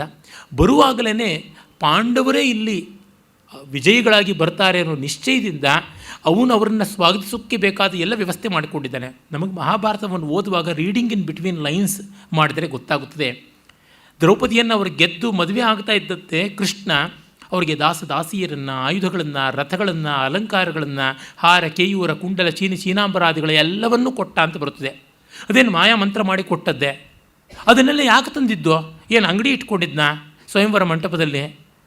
ಇವರೇ ಬಂದು ಗೆಲ್ತಾರೆ ಅಂತ ಗೊತ್ತಾಗಿ ಅವರಿಗೆ ಆ ಹೊತ್ತಿನಲ್ಲಿ ಬೇಕಾಗುತ್ತೆ. ಪಾಂಡವರಿಗೆ ಏನೂ ಗತಿ ಇಲ್ಲ. ಅವರು ಬ್ರಾಹ್ಮಣ ವೇಷಧಾರಿಗಳಾಗಿದ್ದಾರೆ.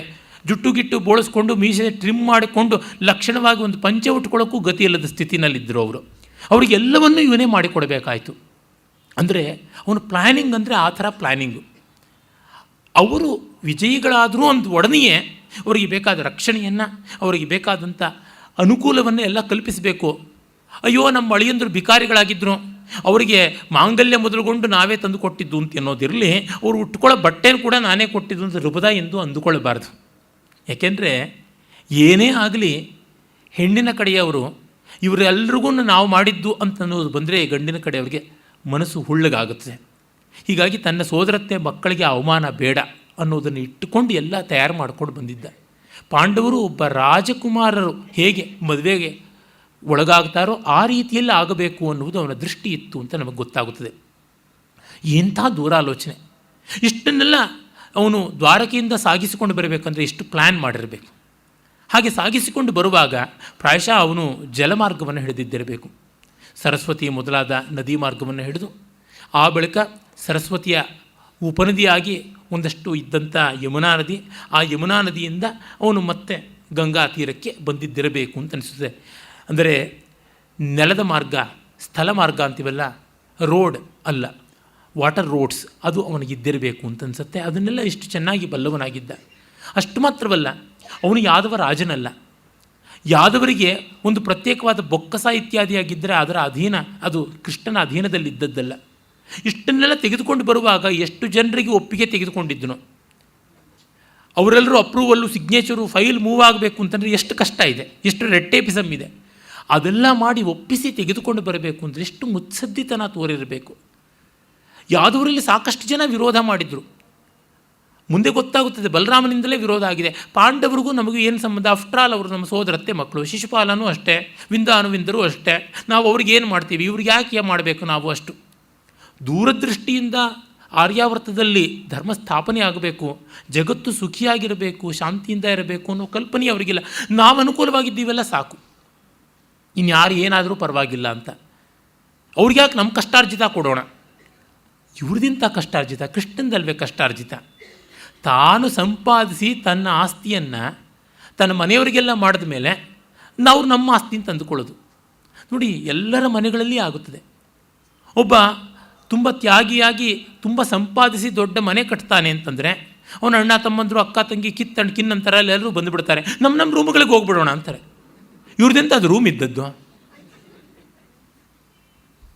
ಮಾತಾಡ್ತಿದ್ರೆ ನೋಡು, ನಮ್ಮ ಫ್ಲಶಿಂಗ್ ಸರಿಯಾಗಿ ಆಗ್ತಾ ಇಲ್ಲ, ಅದಕ್ಕೆ ಪ್ಲಂಬರ್ನ ಕರೆಸು ಅಂತ. ಮನೆ ರಿಪೇರಿ ಆಗಬೇಕಾದ್ರೆ ಮನೆ ಯಜಮಾನಿಗೆ ಹೇಳೋದು. ಸುಪ್ಪತ್ತಿಗೆ ಮೇಲೆ ಕೂತಾಗ ಅವ್ರದ್ದೇನೂ ನೆನಪಿಲ್ಲ. ಈ ರೀತಿಯಾಗಿ ಅಂದರೆ ಬಾಧ್ಯತೆ ಬೇಡ, ಸವಲತ್ತು ಮಾತ್ರ ಬೇಕು. ಇಂಥ ಯಾದವರನ್ನು ಒಪ್ಪಿಸಿ ಇವರಿಗಿಷ್ಟು ಸಂಪತ್ತನ್ನು ತೊಗೊಂಡು ಬಂದ. Krishna thought that as an investment for the good. ಅರೆ ಇವರು ದುಂದು ಕೃಷ್ಣ ಪೋಲ್ ಮಾಡ್ತಾ ಇದ್ದಾನೆ ಅಂತ ಭಾವಿಸಿದರು. ಆ ಯಾದವರ ಒಳಗಿನ ರಾಜಕೀಯವನ್ನು ನಾವು ಊಹೆ ಮಾಡಿಕೊಳ್ಳಬೇಕು ಅಂತ ಕೃಷ್ಣ ದ್ವೈಪಾಯನರು ಬಿಟ್ಟಿದ್ದಾರೆ ಅನಿಸುತ್ತದೆ. ಮತ್ತು ದ್ರೌಪದಿ ಸ್ವಯಂವರ ಆದಮೇಲೆ ಆ ಸ್ವಯಂವರದಲ್ಲಿ ಕೃಷ್ಣ ತನ್ನವ್ರನ್ನೆಲ್ಲ ಕರ್ಕೊಂಡು ಹೋಗಿದ್ದ. ಆದರೆ ಯಾರೂ ಸ್ವಯಂವರದಲ್ಲಿ ಭಾಗವಹಿಸಬಾರ್ದು ಅಂತ ತಾಕೀತು ಮಾಡಿದ್ದ. ಇವರೇನು ಶುಕಮಹರ್ಷಿಗಳು ಅಲ್ಲ, ವಿಭಾಂಡಕರು ಅಲ್ಲ, ಇವರೇನು ಸಂಯಮಿಗಳ ಯಾದವರು. ಎಲ್ಲ ತರುಣರನ್ನು ಕರ್ಕೊಂಡು ಹೋಗಿದ್ದು. ಅಲ್ಲಿದ್ದವಳೋ ನೋಡಿದ್ರೆ ಜನಪ ಕೇಳು ಉಪಲಾಲಿತಾಂಜನವೆನೆ ಜಿತಾಕ್ಷ ವಿಪಕ್ಷವಾದವು ವಿನತ ಕರ್ಣ ಪ್ರಣಯಿಗಳು ವೃಷಸೇನ ವೈರದಲ್ಲಿ ಅಂತ ಕುಮಾರವ್ಯಾಸ ದ್ರೌಪದಿಯನ್ನು ವರ್ಣಿಸಿದ್ದಾನಲ್ಲ. ರಾಜಸೂಯದ ಬೋಲ್ ಜಿತ ರಾಜಮಂಡಲವಾಯಿತು ಅಂತ ಅವಳ ಮುಖ ಅಷ್ಟು ಚೆನ್ನಾಗಿತ್ತು, ಅವಳ ಮೈಬಣ್ಣ ಎಂಥದ್ದಿತ್ತು, ಮರಿದುಂಬಿಗಳ ಕೆಂದಾವರೆಗಳ ವರ್ಣಾಂತರವನ್ನು ಅಳವಡಿಸಿ ಹಂಸಗಳ ಗರ್ವಗತಿಗಳನ್ನು ಎಲ್ಲವನ್ನು ಸೇರಿಸಿ ಮಾಡಿದ್ದು ದ್ರೌಪದಿಯನ್ನು ಅಂತ. ಹಿಂಗು ತಿಂದ ಮಂಗನಂತೆ ಆಗಬೇಕು. ದೇವಲೋಕದಿಂದ ನೋಡ್ತಾ ಇದ್ದ, VIP ಗ್ಯಾಲರಿನಲ್ಲಿ ಬಾಲ್ಕನಿಯಿಂದ ನೋಡ್ತಾ ಇದ್ದ ಇಂದ್ರ. ಆ ಕಡೆ ಈ ಕಡೆ ರಂಬೆ ಉರ್ವಶೀರೆಲ್ಲ ಇದ್ದರು. ಅಯ್ಯೋ ಇವಳು ನನ್ನ ಕೈನಲ್ಲಿದ್ದರೆ ನಿಮ್ಮ ಹಂಗೆ ಯಾಕಿರಬೇಕಾಗಿತ್ತು, ಯೂಸ್ಲೆಸ್. ಮನ್ಮಥ ಯಾಕೆ ಸುಟ್ಟು ಸತ್ತೋಗ್ತಾ ಇದ್ದ ಇವಳಿದ್ದಿದ್ರೆ ಅಂತೆಲ್ಲ ಅವರಿಗೆ ಸೋಟೆ ತಿವಿತಾ ಇದ್ದ ಇಂದ್ರ ಅಂತ ಕುಮಾರವ್ಯಾಸ ಬರೀತಾನೆ. ಇಂಥ ಸುಂದರಿ ದ್ರೌಪದಿಯನ್ನು ಕಂಡಾಗ ಇವರೆಲ್ಲ ಕಕ್ಕಾವಿಕ್ಕಿ ಆಗದೆ ಇರ್ತಾರೆ. ನಾನು ಹೋಗ್ತೀನಿ ಅಂತ ನುಗ್ಗದೇ ಇರ್ತಾರ. ಕೃಷ್ಣ ಎಷ್ಟು ಬಾರಿ ಕಣ್ಣಲ್ಲಿ, ಕೈಯಲ್ಲಿ, ಕೊಳಲಲ್ಲಿ ಅವರನ್ನು ತಟ್ಟಿ ತೆಪ್ಪಿಗೆ ಕೂಡಿಸಿದ್ದ. ಆ ಬಾಡಿ ಲ್ಯಾಂಗ್ವೇಜನ್ನು ಯು ಹ್ಯಾವ್ ಟು ಇಮ್ಯಾಜಿನ್. ಯಾರೊಬ್ಬರೂ ಕೂಡ ಆ ಧನುಸ್ಸನ್ನು ಎತ್ತೋದಕ್ಕೂ ಪ್ರಯತ್ನ ಮಾಡದಂತೆ ಕೂಡಿಸಿದ್ದ. ಅದೇ ದೊಡ್ಡ ಅಚೀವ್ಮೆಂಟು. ಆ ಕಾಲದ NDA ಗೌರ್ಮೆಂಟಿನ ಅಚೀವ್ಮೆಂಟ್ ಏನು 21 ಪಕ್ಷಗಳು ಯಾವುದೋ ಇತ್ತಲ್ಲ ಅಂದರೆ ಗೌರ್ಮೆಂಟಾಗಿ ನಿಂತಿದ್ದೇ ಅಚೀವ್ಮೆಂಟು ಅಂತಂದ್ರಂತೆ. ಆ ತರಹ ಬದುಕಿದ್ದೇ ಅಚೀವ್ಮೆಂಟ್ ಅಂತ ಎಷ್ಟೋ ಜನ ಹೇಳದಂತೆ ಹಾಗೆ ಸುಮ್ಮನೆ ಕೂಡಿಸಿದ್ದ. ಆಮೇಲೆ ಕ್ಷತ್ರಿಯರೆಲ್ಲ ಇಲ್ಲ ಅಂತ ಆದಮೇಲೆ ಬ್ರಾಹ್ಮಣ ಕುಟುಂಬದ ಬ್ರಾಹ್ಮಣ ಸಮೂಹದಿಂದ ಬಂದಾಗ ನೋಡಿ, ಆಗ ಕೃಷ್ಣ ಹೇಳ್ತಾನೆ, ಭಸ್ಮಾವೃತ ಅಂಗಾನಿವ ಹವ್ಯವಾಹಾನ್ ಪಾರ್ಥಾನ್ ಪ್ರದದ್ಯೌ ಸ ಯದು ಪ್ರವೀರ ಶಶಂಸ ರಾಮ ಯುಧಿಷ್ಠಿರಂಚ ಭೀಮಂಚ ಜಿಷ್ಟುಂಚ ಯಮೌಚ ವೀರು. ನೋಡಿ, ಬ್ರಾಹ್ಮಣರ ಸಮೂಹದಲ್ಲಿ ಬ್ರಾಹ್ಮಣ ವೇಷಧಾರಿಗಳಾಗಿ ತಾನು ಹಿಂದೆಂದೂ ನೋಡದ ಪಾಂಡವರು ಇದ್ದಾಗಲೂ ಕೃಷ್ಣ ಕಂಡುಕೊಂಡ. ಕಣ್ಣು ಕಾಣದ್ದನ್ನು ಕರುಳು ಕಾಣುತ್ತದೆ ಅಂತಾರೆ. ಲವ್ ಅಟ್ ಫಸ್ಟ್ ಸೈಟ್ ಅಂದರೆ ಈ ರೀತಿಯಾದದ್ದು. ನಮಗೆ ಬೇಕಾದವರು ಎಲ್ಲಿದ್ದರೂ ಅವ್ರು ನೋಡಿ ಗುರುತಿಸಬಹುದು ಅಂತ. ನಾನು ನನ್ನ ಪೂಜ್ಯ ಗುರುಗಳಾದ ಅಲಂಕಾರಶಾಸ್ತ್ರದ ಮಹಾವಿದ್ವಾಂಸರು ಡಾಕ್ಟರ್ ಕೆ ಕೃಷ್ಣಮೂರ್ತಿಯವ್ರನ್ನ ಕಂಡಿದ್ದಿರಲಿಲ್ಲ. ಅವರ ಪುಸ್ತಕಗಳನ್ನು ಮಾತ್ರ ಓದಿ ನನ್ನ ಮನಃಪಟಲದಲ್ಲಿ ಕಲ್ಪಿಸಿಕೊಂಡಿದ್ದೆ. ಅವ್ರನ್ನ ಒಂದು ವಿಚಾರಗೋಷ್ಠಿಯಲ್ಲಿ ಕಾಣಬೇಕಾಯಿತು. ಕೃಷ್ಣಮೂರ್ತಿಯವರು ಯಾರಿರ್ಬೋದು ಅಂತ ಊಹೆ ಮಾಡಿಬಿಟ್ಟು ಒಬ್ಬ ಸೂಟದಾರಿಗಳ ಕಾಲು ಹಿಡಿದೆ, ಬೂಟಿದ್ದ ಕಾಲನ್ನು ಹಿಡಿದೆ. ನಮಸ್ಕಾರ, ಹಂಬೋ ಅಭಿವಾದಯೇ, ಕೃಷ್ಣಮೂರ್ತಿಗಳಲ್ವೇ ತಾವು ಅಂತ. ಹೌದಪ್ಪ, ನಿನಗೆ ಹೇಗೆ ಗೊತ್ತಾಯಿತು ಅಂತ. ಗೊತ್ತಾಯ್ತು ಅಷ್ಟೇ. ನಮ್ಮೊಳಗೆ ತುಂಬ ತುಡಿತಾ ಇದ್ದರೆ ಕಾಣಿಸ್ತಾರೇನೋ. ಕೃಷ್ಣನಿಗಂಥ ತುಡಿತಾ ಇತ್ತು ಪಾಂಡವರು ಸಿಕ್ಕಾರಿ ಅಂತ.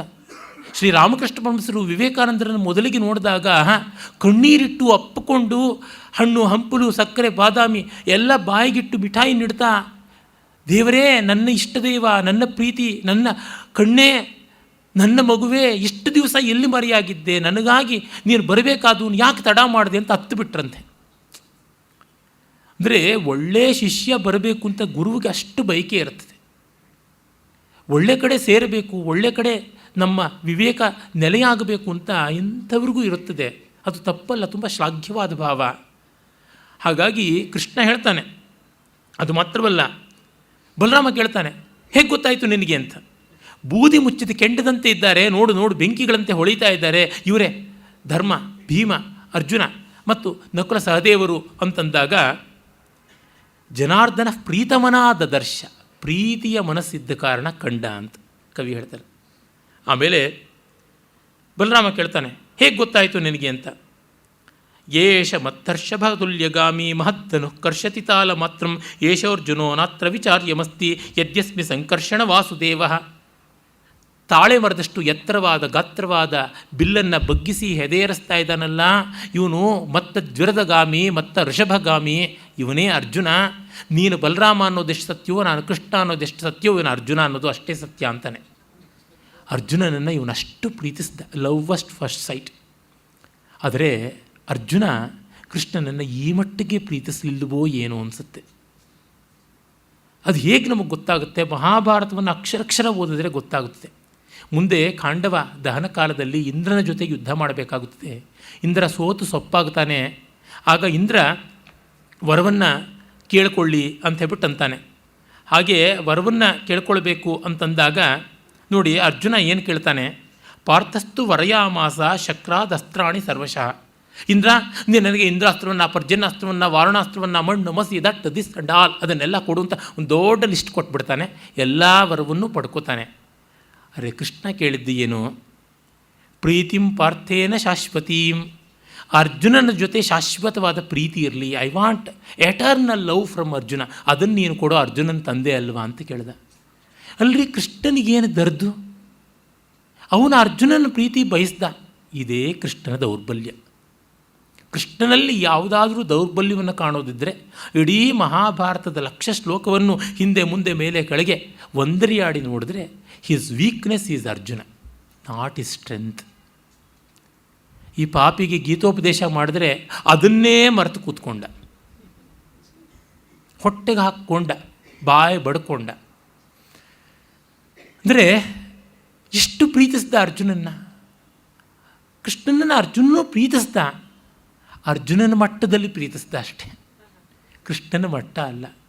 ಕೃಷ್ಣನ ಮಟ್ಟ ಸುಧಾ ಸಮುದ್ರ, ಅರ್ಜುನನ ಮಟ್ಟ ಸ್ವಿಮ್ಮಿಂಗ್ ಪೂಲು ಅಷ್ಟೇ, ಇನ್ನೇನೂ ಅಲ್ಲ. ಅಂದರೆ ನಾವು ನಮ್ಮ ಸರ್ವ ಸಂಪತ್ತಿಯನ್ನು, ಸರ್ವ ಭಾವವನ್ನು ಒಬ್ಬರಿಗೆ ಅರ್ಪಿಸ್ಬಿಡ್ತೀವಿ. ಅದಕ್ಕೆ ರಿಗ್ರೆಟ್ ಮಾಡಬಾರ್ದು. ಕೃಷ್ಣ ಮಾಡಲಿಲ್ಲ. Why loved Arjuna, why relied Arjuna ಅಂತ ಒಮ್ಮೆ ಕೂಡ ಬೇಜಾರು ಮಾಡಿಕೊಳ್ಳಿಲ್ಲ. ಅದು ದೊಡ್ಡತನ. ನಾವು ನಚ್ಚಿದ ವ್ಯಕ್ತಿ ಅಷ್ಟು ಭಾವ ಸಮೃದ್ಧನಲ್ಲ. 10 ಕಡೆ ಹರಿದು ಹಂಚಿಕೊಂಡವನು careerist. Arjuna ultimately is careerist. ಕೃಷ್ಣನ ಮೇಲೆ ಪ್ರೀತಿ ಏನಿದ್ರೂ ಕೂಡ ಇಲ್ಲೇ ನಮಗೆ ಗೊತ್ತಾಗುತ್ತದೆ. ಕೃಷ್ಣನ ಪ್ರೀತಿ ನನಗೆ ಶಾಶ್ವತವಾಗಿರಲಿ ಅಂತ ಇಂದ್ರನ ಕೇಳಲಿಲ್ಲ, ದಿವ್ಯಾಸ್ತ್ರಗಳನ್ನು ಕೊಡು ಅಂತ ಕೇಳಿದ. ನನಗೆ ರಾಜ್ಯೋತ್ಸವ, ನನಗೆ ಪದ್ಮಶ್ರೀ, ನನಗೆ ಕರ್ನಾಟಕ ರತ್ನ, ನನಗೆ ಭಾರತ ರತ್ನ, ಮಣ್ಣು ಮಸಿ ಮುಂಡ ಮೋಚ, ಇಷ್ಟೇ. ಇವನು ಏನೂ ಅಲ್ಲ. ಅಂದರೆ what we expect from the world ಅಂತ ನೋಡಿದಾಗ he expected world and word and world alone. Krishna ಹಾಗಲ್ಲ. ಈ ಕೃಷ್ಣನ್ನ ಯಾರು ಕಾಣ್ತಾರೆ? ನಮಗೆ ಜ್ಞಾಪಕ ಬರೋದು ನಾರೀ ಚೋರ, ಗೋಪಿಕಾ ಜಾರ, ನವನೀತ ಚೋರ, ಈ ಥರದ್ದೇನೆ, ಇನ್ಯಾವುದೂ ಅಲ್ಲ. ಅದಲ್ಲ. ಪ್ರೀತಿಗಾಗಿ ಬಾಯಿ ಬಿಟ್ಟು ಎಂದೂ ಅದನ್ನು ಪೂರ್ಣ ಪ್ರಮಾಣದಲ್ಲಿ ಪಡೆಯೋಕ್ಕೆ ಆಗದೆ ಹೋದ ನತದೃಷ್ಟನನ್ನು ಕಾಣ್ತೀವಿ. ರಾಧೆಯೋ ಮತ್ತೊಬ್ಬಳೋ ಅಪರಾಧಿಯೋ ಯಾರೋ ಬಂದರು ಅಂತಂದರೂ ಕೂಡ ಅದನ್ನು ಪೂರ್ಣವಾಗಿ ದಕ್ಕಿಸಿಕೊಳ್ಳೋಕ್ಕಾಗಲಿಲ್ಲ ಕೃಷ್ಣನಿಗೆ. ಅವಳು ಮತ್ತೊಬ್ಬನ ಹೆಂಡತಿ, ಏನು ಪಡ್ಕೊಳ್ಳೋಕ್ಕೆ ಸಾಧ್ಯ? ಇವನಿಗಿಂತ ದೊಡ್ಡವಳು, ಮುಗೀತು, ಎಲ್ಲಿಯೂ ಏನೂ ಇಲ್ಲ. ನಾನು ಹೇಳಿದ್ನಲ್ಲ ರುಕ್ಮಿಣಿ ಕಥೆ ಎಂಥದ್ದು ಅಂತ, ಸತ್ಯಭಾಮೆ ಕಥೆ, ಜಾಂಬವತಿ ಕಥೆ ಎಂಥದ್ದು ಅಂತ. ಮಕ್ಕಳಿಂದ, ಹೆಂಡತಿಯಿಂದ, ತಂದೆ ತಾಯಿಗಳಿಂದ, ಅಣ್ಣ ತಮ್ಮಂದರಿಂದ, ಶಿಷ್ಯರಿಂದ, ಎಲ್ಲಿಂದಲೂ ಅವನು ಪೂರ್ಣ ಪ್ರಮಾಣದ ಪ್ರೀತಿ ಪಡೆಯೋಕ್ಕಾಗಲಿಲ್ಲ. ಆದರೆ ಅದಕ್ಕೆ ಫ್ರಸ್ಟ್ರೇಟ್ ಮಾಡಿಕೊಳ್ಳದೆ, ಫೇಸ್ಬುಕ್ಕಲ್ಲಿ ಬರೆದು ಬಾಯಿ ಬಡ್ಕೊಳ್ಳದೆ, ಬ್ಲಾಗ್ಗಳಲ್ಲೆಲ್ಲ ಬರೆದು ಶಂಖ ಜಾಗಟೆ ಮಾಡದೆ ಅವನು ಕ್ವಯೆಟ್ಟಾಗಿ ನಡೆಸ್ದ. ಅಷ್ಟು ಮಾತ್ರವಲ್ಲ, ಅರ್ಜುನನಿಗೆ ಉಪಕಾರದ ಮೇಲೆ ಉಪಕಾರ, ಪ್ರೀತಿಯ ಮೇಲೆ ಪ್ರೀತಿ, ಅನುಕೂಲದ ಮೇಲೆ ಅನುಕೂಲ ಮಾಡಿಕೊಟ್ಟ. ತನ್ನ ತಂಗಿಯನ್ನು ಮದುವೆ ಮಾಡಿಕೊಟ್ಟ. ಸಾರಥಿಯಾದ. ಪ್ರೀತಿಗೆ ನಾಚಿಕೆ ಇಲ್ಲ ಅನ್ನೋದನ್ನು ಮತ್ತೆ ಮತ್ತೆ ಸಾರದ. Love has no reservations. ಪ್ರೀತಿಯ ಪರೀಕ್ಷೆ ಆಗುವುದೇ ಲಜ್ಜೆಯಲ್ಲಿ. ಲಜ್ಜೆಯನ್ನು ಬಿಟ್ಟಾಗಲೇ ಪ್ರೀತಿ ಸಾಕ್ಷಾತ್ಕಾರವಾಗತಕ್ಕಂಥದ್ದು ಅನ್ನೋದನ್ನು ಆತ ತೋರ್ಪಡಿಸ್ತಾನೆ. ಇಂಥ ಭವ್ಯ, ಇಂಥ ವ್ಯಕ್ತಿತ್ವ ಆತನದು ಅಂತ. ಆಮೇಲೆ ಅರ್ಜುನ ಅಂತೂ ಅದ್ಭುತವಾಗಿ ದ್ರೌಪದಿಯನ್ನು ಗೆಲ್ತಾನೆ. ಅದಕ್ಕೆ ಅಡ್ಡ ಬಂದವರನ್ನು ಅರ್ಜುನ ಭೀಮ ಇಬ್ಬರೂ ಸೇರಿಕೊಂಡು ಎದುರಿಸ್ತಾರೆ. ಕರ್ಣನನ್ನು ಅರ್ಜುನ, ಶಲ್ಯನನ್ನು ಭೀಮ ಎದುರಿಸ್ತಾನೆ. ಮತ್ತೆ ಎಲ್ಲ ರಾಜಲೋಕ ಬಂದಾಗ ಕೃಷ್ಣ ಹೇಳ್ತಾನೆ, ತತ್ಕರ್ಮ ಭೀಮಸ್ಯ ಸಮೀಕ್ಷ ಕೃಷ್ಣ ಕುಂತಿ ಸುತೌತೌ ಪರಿಶಂಕಮಾನ ನಿವಾರಯಾಮಾಸ ಮಹೀಪತಿನ್ಸ್ತಾನ್ ಧರ್ಮೇಣ ಲಬ್ಧೇತ್ಯನುನೀಯ ಸರ್ವಾನ್. ಇವರು ಧರ್ಮದಿಂದ ಈ ಕನ್ಯೆಯನ್ನು ಪಡೆದಿದ್ದಾರೆ, ಸುಮ್ಮನೆ ಇರಿ ಅಂತ ಒಂದು ಮಾತು ಹೇಳ್ದ. ಎಲ್ಲ ರಾಜರುಗಳು ತೆಪ್ಪಗಾದರು. ಅವ್ರಿಗೇನು ಧರ್ಮಶಾಸ್ತ್ರ ಗೊತ್ತಿತ್ತ? ಅವರೇನು ಮನು, ಯಾಜ್ಞವಲ್ಕ್ಯ, ಪರಾಶರಾದಿಗಳನ್ನು ಕಂಠಸ್ಥ ಮಾಡಿದ್ರ? ಏನೂ ಇಲ್ಲ, ಭಯ ಇತ್ತು ಅವ್ರಿಗಷ್ಟೇ. ದುಷ್ಟರಿಗೆ ಧರ್ಮಶಾಸ್ತ್ರ ಹೇಳಿ ಏನೂ ಮಾಡೋಕ್ಕಾಗೋಲ್ಲ. DVG ಅವರು ಹೇಳ್ತಾರೆ, ಇಂಡೋ ಚೈನಾ ವಾರ ಆದಾಗ ನಾವು ಹಿಮಾಲಯದ ಮೇಲೆ ಹೋಗ್ಬಿಟ್ಟು ಚೈನಾ ಕಡೆ ಮುಖ ಮಾಡಿಕೊಂಡು ಯೋಸ್ಮಾನ್ ದ್ವೇಷ್ಟಿಯಂಚವಯಂ ದ್ವಿಷ್ಮಜಂಬೆ ದಧಾಮಿ ಅಂತ ಹೇಳಿಬಿಟ್ಟಿದ್ರೆ, ಮಂತ್ರ ಹೇಳಿ ಹಟ್ ಅಂತಂದುಬಿಟ್ರೆ ಅಗತ್ಯ ಏನೂ ಆಗೋದಿಲ್ಲ. ಒದಿಬೇಕು, ಬಡಿಬೇಕು. ಸಿದ್ಧಲಿಂಗಯ್ಯನವ್ರು ಹೇಳ್ತಾರೆ, ಇಕ್ರಲ್ರಾ ಒದಿಲ್ರಲ್ರಾ, ಮಾಡಬೇಕು ಆ ಕೆಲಸವನ್ನು. ಹಾಗೆ ಮಾಡದೇ ಇದ್ದರೆ ಆಗುವಂಥದ್ದಲ್ಲ. ಈ ದಂಡಕ್ಕಿರುವ ಮಹಾತ್ಮ್ಯವನ್ನು ಕೃಷ್ಣ ಬಲ್ಲವನಾಗಿದ್ದ. ಅದಕ್ಕೆ ಬಲಿಷ್ಠರನ್ನೇ ಕರ್ಕೊಂಡು ಬಂದಿದ್ದ, ದುಡ್ಡು ತೊಗೊಂಡು ಬಂದಿದ್ದ, ಸೈನ್ಯವನ್ನು ತೆಗೆದುಕೊಂಡು ಬಂದಿದ್ದ. ರೌಡಿಗಳು ಇರಬೇಕು, ದುಡ್ಡು ಇರಬೇಕು, ಪೊಸಿಷನ್ನು ಇರಬೇಕು, ಎಲ್ಲ ಇರಬೇಕು ನಮ್ಮ ಕೈನಲ್ಲಿ. ಹಾಗೆತ್ತಿದ್ರೆ ಲಾಂಗು, ಹಿಂದೆತ್ತಿದ್ರೆ ಮಚ್ಚು ಇತ್ಯಾದಿಗಳೇ ಬರಬೇಕು. ಹೆಚ್ಚು ಕಡಿಮೆ ಆದರೆ AK-47 ಇರಬೇಕು. ಇನ್ನೂ ಇದ್ದರೆ 97 ಇದ್ದರೆ ಅದೂ ಬರಲಿ, ತೊಂದರೆ ಇಲ್ಲ. ಹೀಗಿಲ್ಲದೆ ಧರ್ಮಸ್ಥಾಪನೆ ಆಗೋದಿಲ್ಲ. ಅಂದರೆ ಯುದ್ಧವೇ ಮಾಡೋದು ಅಂತ ತೀರ್ಮಾನ ಆದಮೇಲೆ ಹೇಗೆ ಬೇಕಾದ್ರೂ ಮಾಡ್ಬೋದು. Everything is fair in love and war ಅನ್ನೋದು ಆ ಥರ. ಗೆಲ್ಲೋದಕ್ಕೆ ಯುದ್ಧ ಮಾಡೋದೇ ಹೊರತು ಸೋಲೋಕ್ಕೆ ಯಾರೂ ಅಲ್ಲ. ಫೇಲ್ ಆಗೋದಕ್ಕೆ ಯಾಕ್ರಿ ಪರೀಕ್ಷೆ ಬರೀಬೇಕು? ಮೊಟ್ಟೆನಲ್ಲಿ ಅಥವಾ ಕೊಳೆತ ಟೊಮೆಟೊನಲ್ಲಿ ಹೊಡೆಸ್ಕೊಳ್ಳೋಕ್ಕೆ ರಂಗಪ್ರವೇಶ ಮಾಡಬೇಕಾ? ವಿಷಲು, ಶಿಲೆ, ಕೂಗು, ನಾಯಿ, ನರಿಗಳ ಆರ್ತನಾದವನ್ನು ರಂಗಸ್ಥಳದ ಮೂಲಕ ಕೇಳೋದಕ್ಕೆ ಸಂಗೀತ ಕಚೇರಿ ಮಾಡಬೇಕಾ? ಬೀದಿ ಬೀದಿನಲ್ಲಿ ಉರಿಸ್ಕೊಳ್ಳೋದಕ್ಕೆ ಪುಸ್ತಕ ಬರೀಬೇಕಾ? ಮೆಚ್ಚುಗೆಯನ್ನು ಪಡೆಯೋದಕ್ಕೆ ತಾನೇ, ಜನಕ್ಕೆ ಸಂತೋಷ ಕೊಟ್ಟು ಸಂತೋಷ ಪಡೆಯೋದಕ್ಕೆ ತಾನೇ ಮಾಡುವುದು. ವ್ಯಾಪಾರ ಮಾಡೋಕ್ಕೆ ಬಂದದ್ದು ವ್ಯಾಪಾರನೇ ಮಾಡಬೇಕು. ಅದು ಬಿಟ್ಟು ಇನ್ನೇನು ಮಾಡಿದ್ರೆ ಆಗುವಂಥದ್ದಲ್ಲ. ನಾವು ಏನು ಮಾಡಬೇಕು ಅನ್ನೋದನ್ನು ತಿಳ್ಕೊಂಡು ಅದನ್ನೇ ಮಾಡಬೇಕು, ಇನ್ಯಾವ್ಯಾವುದನ್ನೋ ಮಾಡುವುದಲ್ಲ. ಅದಕ್ಕೆ ಅದರ ಧರ್ಮ ಅಂತ ಇರ್ತದೆ, ಅದನ್ನು ನಡೆಸಬೇಕು. ಕೃಷ್ಣ ಅದನ್ನು ಬಲ್ಲ. ಹೀಗಾಗಿ ಅವನು ಹೇಳಿದ ಒಂದು ಮಾತಿಗೆ ಅಲ್ಲಿದ್ದವರೆಲ್ಲ ತೆಪ್ಪಗಾದರು. ಕೃಷ್ಣ ಅವರನ್ನು, ನೀವು ನಿಮ್ಮ ಹುಡುಗಿಯನ್ನು ಕರ್ಕೊಂಡು ಹೋಗಿ ಅಂತ ದಾರಿ ಮಾಡಿಕೊಟ್ಟ. ಕೃಷ್ಣ ಹಿಂಬಾಲಿಸಲಿಲ್ಲ. ಯಾಕೆಂದರೆ ಆ ತಕ್ಷಣ ಹಿಂಬಾಲಿಸಿದರೆ ಅಪಾಯವಾದೀತು ಅಂತ ಗೊತ್ತು. ರಾತ್ರಿ ಆದಮೇಲೆ ಹೋಗ್ತಾನೆ. ಅದು ಯಾವ ಮಾಯದಲ್ಲಿ ಯಾವ ಚಾರನ್ನು ಬಿಟ್ಟಿದ್ದನೋ ಅವ್ರು ಎಲ್ಲಿದ್ದ ಜಾಗ ಅಂತ ಗೊತ್ತಿತ್ತು. ಅಲ್ಲ, ಅವರೇನು ಪಾಂಡವರೇನು ಇಂದ್ರಭವನದಲ್ಲ ಇದ್ದರು, ಕುಂಬಾರರ ಕೇರಿಯಲ್ಲಿ ಔಟ್ ಹೌಸಲ್ಲಿದ್ದರು. ಅಲ್ಲಿಗೆ ಹೋಗ್ತಾನೆ. ತತ್ರೋಪವಿಷ್ಟಂ ಪೃಥು ದೀರ್ಘಭಾಹುಂ ದದರ್ಶ ಕೃಷ್ಣ ಸಹ ರೌಹಿಣೇಯ ಅಜಾತಶತ್ರುಂ ಪರಿವಾರ್ಯತಾಂಶ್ಚ ಉಪೋಪವಿಷ್ಟಾನ್ ಜ್ವಲನ ಪ್ರಕಾಶಾನ್ ತಥೋಬ್ರವೀದ್ ವಾಸುದೇವೋಭಿಗಮ್ಯ ಕುಂತೀಸುತಂ ಧರ್ಮಭೃತಾಂ ವರಿಷ್ಠಂ ಕೃಷ್ಣೋಹಮಸ್ಮೀತಿ ನಿಪೀಡ್ಯ ಪಾದೋ ಯುಧಿಷ್ಠಿರಸ್ಯಾಜಮೀಢಸ್ಯ ರಾಜ್ಞಃ. ಹೋಗಿ ದೇದೀಪ್ಯಮಾನರಾಗಿದ್ದ ಪಾಂಡವರ ಬಳಿಗೆ ಹೋಗಿ ಧರ್ಮರಾಜನ ಹತ್ರ ನಾನು ಕೃಷ್ಣ ಅಂಥೇಳಿ ಅವನ ಕಾಲು ಹಿಡಿದ ಅಂತ. ನಿಪೀಡ್ಯ ಪಾದು, ಧರ್ಮರಾಜನೇ ಪುಣ್ಯಾತ್ಮ ಇವನ ಕೈಯಲ್ಲಿ ಕಾಲು ಒತ್ತಿಸ್ಕೊಂಡ.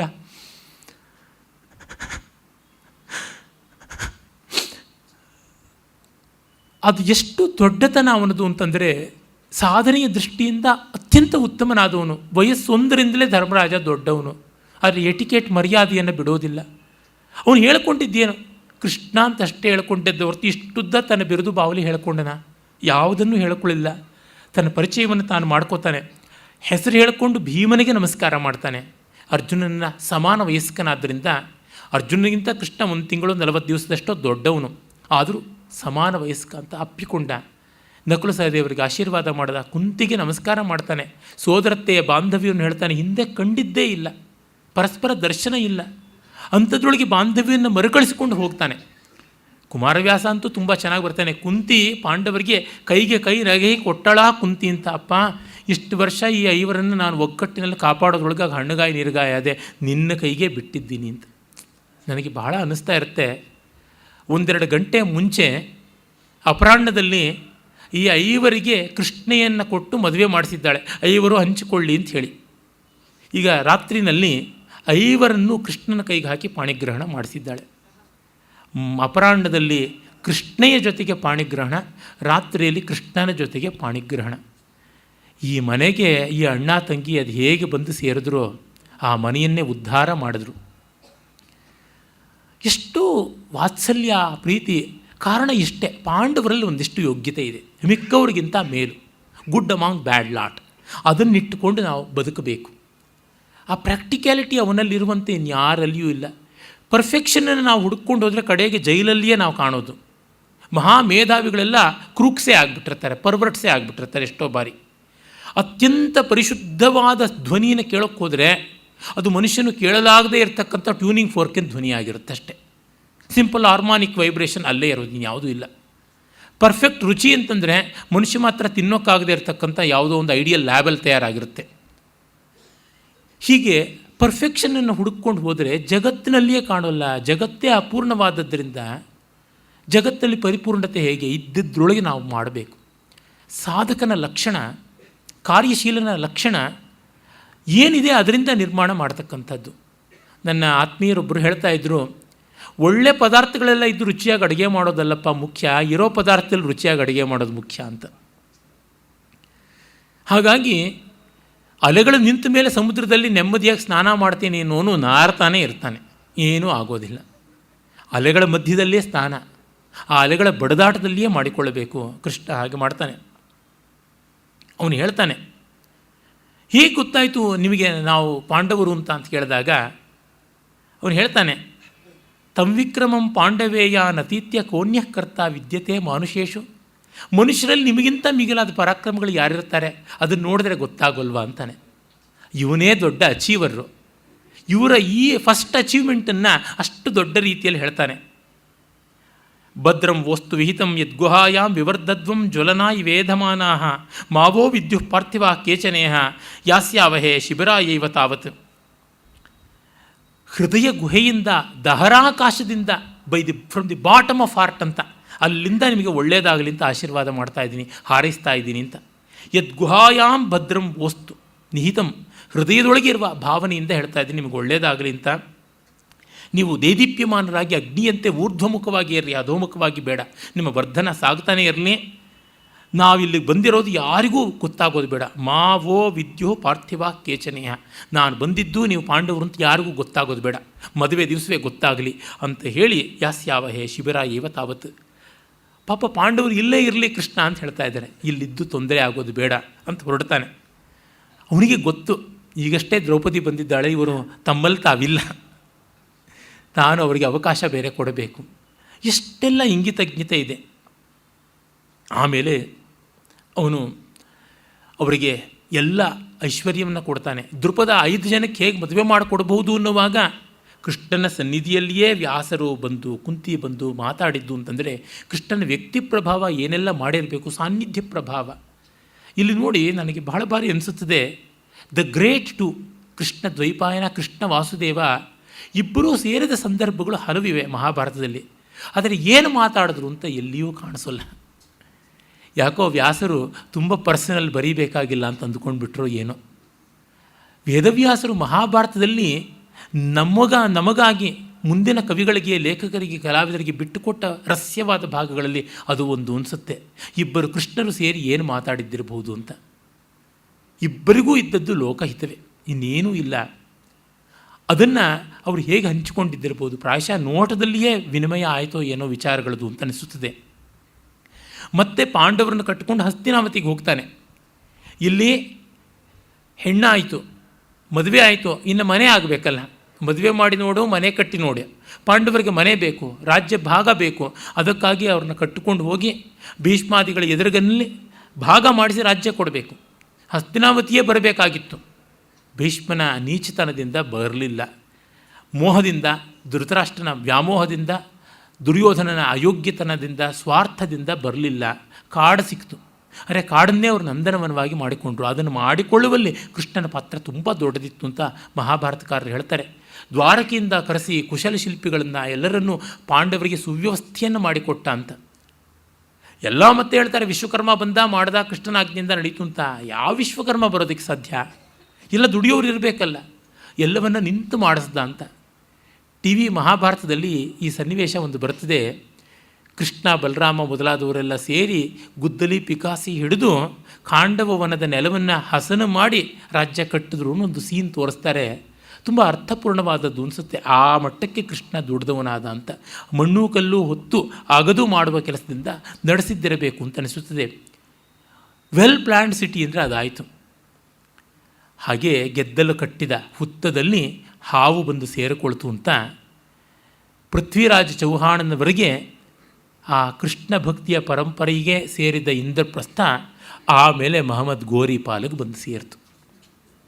ದೇಹಲಿ ಅಂತ ಆಯಿತು, ಇಂದ್ರಪ್ರಸ್ಥ ದೇಹಲಿ ಆಯಿತು. ಇಂದ್ರಪ್ರಸ್ಥ ಅಂತಂದರೆ ಇಂದ್ರನ ಅಳತೆ ಅಂತ. ಮೆಷರ್ ಫಾರ್ ಇಂದ್ರ, ಇಂದ್ರನನ್ನೇ ಅಳೆಯಬಲ್ಲಂಥದ್ದು ಅನ್ನೋದು ಭಾರತ ದೇಶಕ್ಕೆ ಪ್ರವೇಶ ದ್ವಾರ, ಅಂದರೆ ಅಧಿಕಾರ ಪ್ರವೇಶಕ್ಕೆ ದ್ವಾರದ ಹೊಸಿಲು ಅಂತ. ದೆಹಲಿ ಅಂದರೆ ಥ್ರೆಶೋಲ್ಡ್ ಅಂತ, ಅದು ಅಂತ ಆಗಿದ್ದು ದೆಹಲಿ, ಯಮುನಾ ನದಿ ತೀರದ್ದು. ಕೃಷ್ಣನಿಗೆ ಅದೊಂದು ನಾಸ್ಟಾಲಜಿಯಾನೂ ಇದ್ದಿರಬೇಕು. ತಾನು ತನ್ನ ಬಾಲ್ಯವನ್ನು ಕಳೆದದ್ದು ಆ ಒಂದು ಯಮುನಾ ನದಿ ತೀರದ ಬೃಂದಾವನ ಗೋಕುಲದಲ್ಲಿ. ಈಗ ಪಾಂಡವರ ರಾಜಧಾನಿ, ತನ್ನ ಭವಿಷ್ಯದ ಧರ್ಮರಾಜ್ಯದ ರಾಜಧಾನಿ ಅದರ ತೀರದಲ್ಲಿ ಆಗಲಿ ಅಂತ ಅಷ್ಟೆಲ್ಲ ಮಾಡಿಕೊಟ್ಟು ಅವನು ಹೊರಟ. ಮತ್ತೆ ತಿರ್ಗ ಅವನನ್ನು ಬರಮಾಡಿಕೊಳ್ಳುವ ಸ್ಥಿತಿ ಬರ್ತದೆ. ಅದು ಹೇಗೆ ಅಂತಂದರೆ, ಅರ್ಜುನ ತೀರ್ಥಯಾತ್ರೆ ಹೋದ. ತೀರ್ಥಯಾತ್ರೆಗೆ ಹೋಗಿ ಮತ್ತೆ ದ್ವಾರಾವತಿಗೆ ಹೋಗ್ತಾನೆ. ದ್ವಾರಾವತಿಯಲ್ಲಿ ಒಂದು ಉತ್ಸವದಲ್ಲಿ ಸುಭದ್ರೆಯನ್ನು ಕಾಣ್ತಾನೆ. ಕಂಡು ಅವಳಲ್ಲಿ ಮನಸ್ಸು, ಅರ್ಜುನನಿಗೆ ಎಲ್ಲಿ ಹುಡುಗಿ ಇದ್ದರೆ ಅಲ್ಲಿ ಮನಸ್ಸು ಲೀನವಾಗಿಬಿಡುತ್ತೆ. Very very ಫ್ಲರ್ಟಿಶ್. ಜಿತೇಂದ್ರಿಯನೂ ಹೌದು, ಹಾಗೆ ಹತೇಂದ್ರಿಯನೂ ಹೌದು. ಇಂದ್ರಿಯೈಹಿ ಹತಃ.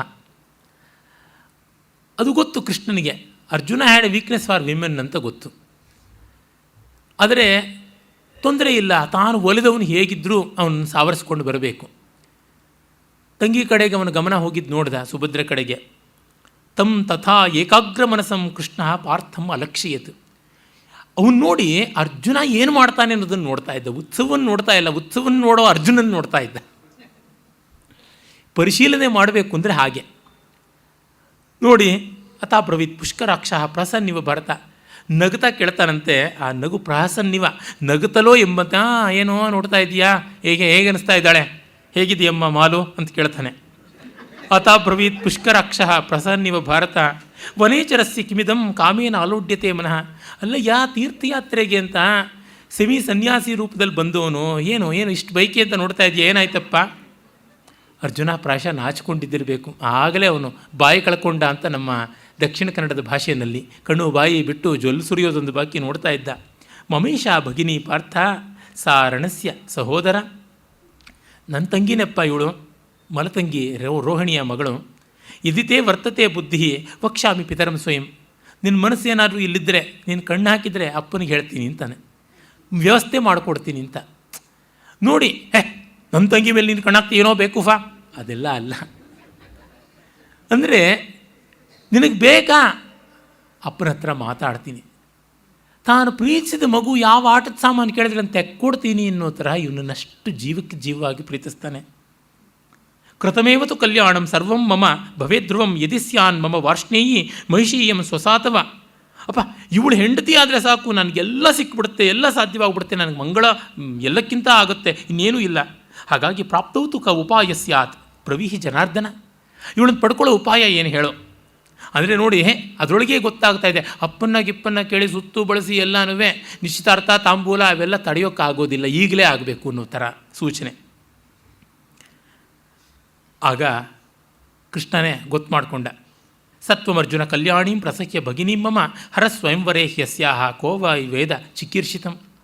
ನೋಡು, ನಮ್ಮಪ್ಪ ಅಂತೂ ಇವಳಿಗೆ ಸ್ವಯಂವರ ಮಾಡ್ತಾನೆ, ಪ್ರೆಸ್ಟೀಜ್ ಇಶ್ಯೂ. ಆ ಕಾಲದಲ್ಲಿ ತುಂಬ ಶ್ರೀಮಂತರು ದುಡ್ಡಿದ್ದವರೆಲ್ಲ ನಮ್ಮ ಹುಡುಗಿಗೆ ಫ್ರೀ ಚಾಯ್ಸ್ ಕೊಡ್ತೀವಪ್ಪ ನಾವು ಅಂತೆಲ್ಲರನ್ನೂ ಕರೆಸಿ ಸ್ವಯಂವರ ಅಂತ ಮಾಡೋದು. ಅದಕ್ಕೊಂದು ವರ್ಷ ಬೇಕಾಗುತ್ತೆ ಸನ್ನಾಹಗಳಿಗೆಲ್ಲ. ಅವಳು ಯಾರನ್ನು ನೋಡ್ತಾಳೋ, ಯಾರನ್ನು ಮೆಚ್ತಾಳೋ, ಹೇಗೋ ಬುದ್ಧಿ ಕೆಸರು ಕಂಬ ಹುಡುಗಿರ್ದು ಹೇಳೋಕ್ಕಾಗೋದಿಲ್ಲ. ಅದರೊಳಗೂ ಒಬ್ಬ ಹುಡುಗಿನ ಮದುವೆ ಆಗೋಕ್ಕೆ ಎಷ್ಟು ಜನ ಬಂದಿದ್ದಾರೆ ಅಂದರೆ ಮೊದಲೇ ತಲೆಯಲ್ಲಿ ನಟ್ಟು ಬೋಲ್ಟು ಲೂಸ್ ಆಗಿರುತ್ತೆ, ವಾಷರ್ ಸಮೇತ ಕಿತ್ಕೊಂಡು ಹೋಗ್ಬಿಡುತ್ತೆ. ಒಬ್ಬ ಬಂದಿದ್ದಾನೆ ಅಂದ್ರೇ ಸಾಕು, ಅವ್ರನ್ನ ಬೆರಳು ತುದಿಯಲ್ಲಿ ಕುಣಿಸ್ತಾರೆ. ಇನ್ನು 50 ಜನ ಬಂದಿದ್ದಾರೆ ಅಂದರೆ ಮೈ ಮೇಲೆ ಪ್ರಜ್ಞೆ ಇರೋದಿಲ್ಲ, ಓಡಲ್ ಮೇಲೆ ಬಟ್ಟೆ ನಿಲ್ಲೋದಿಲ್ಲ, ಹೀಗಾಗ್ಬಿಡುತ್ತೆ. ಅದರಿಂದ ನಿನಗೆ ಖಂಡಿತ ಅವಳು ಸಿಗ್ತಾಳೆ ಅಂತ ಹೇಳೋಕ್ಕಾಗೋದಿಲ್ಲ. ಜೊತೆಗೆ ಬಲರಾಮನ ಸ್ಕೀಮ್ಗಳು ಏನಿದೆಯೋ ಅದು ಗೊತ್ತು ಅವನಿಗೆ.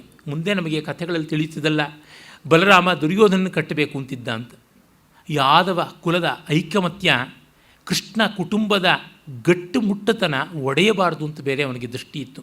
ಹೀಗಾಗಿ ತಂಗಿಯನ್ನು ಇವನು ಅಪಹರಣ ಮಾಡದೆ ರಾಕ್ಷಸ ವಿವಾಹ ಧರ್ಮಶಾಸ್ತ್ರದಲ್ಲಿ ಇದ್ದೇ ಇದೆ. ಹಾಗಾಗಿ ತನ್ನ ಕುದುರೆಗಳನ್ನು, ರಥವನ್ನು ಎಲ್ಲವನ್ನು ಕೊಟ್ಟು, ಆಭರಣಗಳನ್ನು, ಅಲಂಕಾರವನ್ನು, ಸಾಮಗ್ರಿನ ಸಮಸ್ತವನ್ನು ಕೊಟ್ಟು ಕಳಿಸ್ತಾನೆ.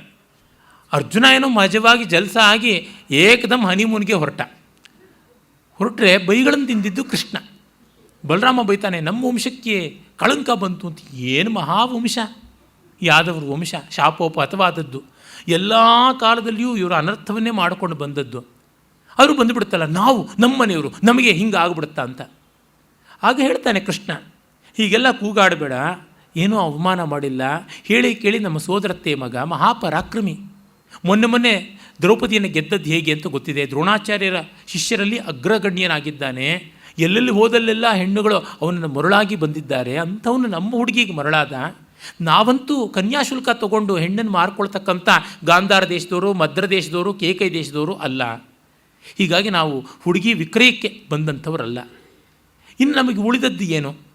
ಪೌರುಷ ತೋರಿಸಬೇಕು ಅಂತ ವೀರ್ಯ ಶುಲ್ಕಳಾಗಿ ರಾಕ್ಷಸ ವಿವಾಹ ಮಾಡಿಕೊಂಡು ಹೋಗಿದ್ದಾನೆ.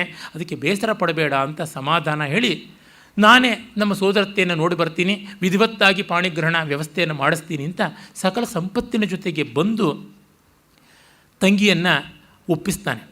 ಮತ್ತು ಅದೆಲ್ಲ ಇನ್ನೂ ಮಾಡ್ತಾನೆ. ಈ ಥರ ಅರ್ಜುನ ದ್ರೌಪದಿಗೆ ಅನ್ಯಾಯ ಮಾಡ್ದ ಅನ್ನೋದು ಕೃಷ್ಣನಿಗೆ ಒಂದು ಮನಸ್ಸಿನಲ್ಲಿದೆ. ನಾತಿ ಸ್ವಸ್ಥಮನಾಯಯೋ ಅಂತಲೇ ಹೇಳ್ತಾರೆ. ಕೃಷ್ಣ ಸಾಯುವ ಕಾಲದಲ್ಲಿಯೂ ದ್ರೌಪದಿಗೆ ಒಂದು ಸ್ವಲ್ಪ ಅನ್ಯಾಯವಾಯಿತೇನೋ ಅನ್ನೋ ಕಸಿವಿಸಿಯಲ್ಲೇ ಪ್ರಾಣ ಬಿಟ್ಟ ಅಂತ. ಅದು ವಸ್ತ್ರಾಪರಣ ಕಾಲದಲ್ಲಿ ಒಡನೆಯೇ ಸಹಕಾರ ಕೊಡೋಕ್ಕಾಗಲಿಲ್ಲ ಅನ್ನುವ ಕಸಿವಿಸಿ ಇತ್ತು ಅಂತ.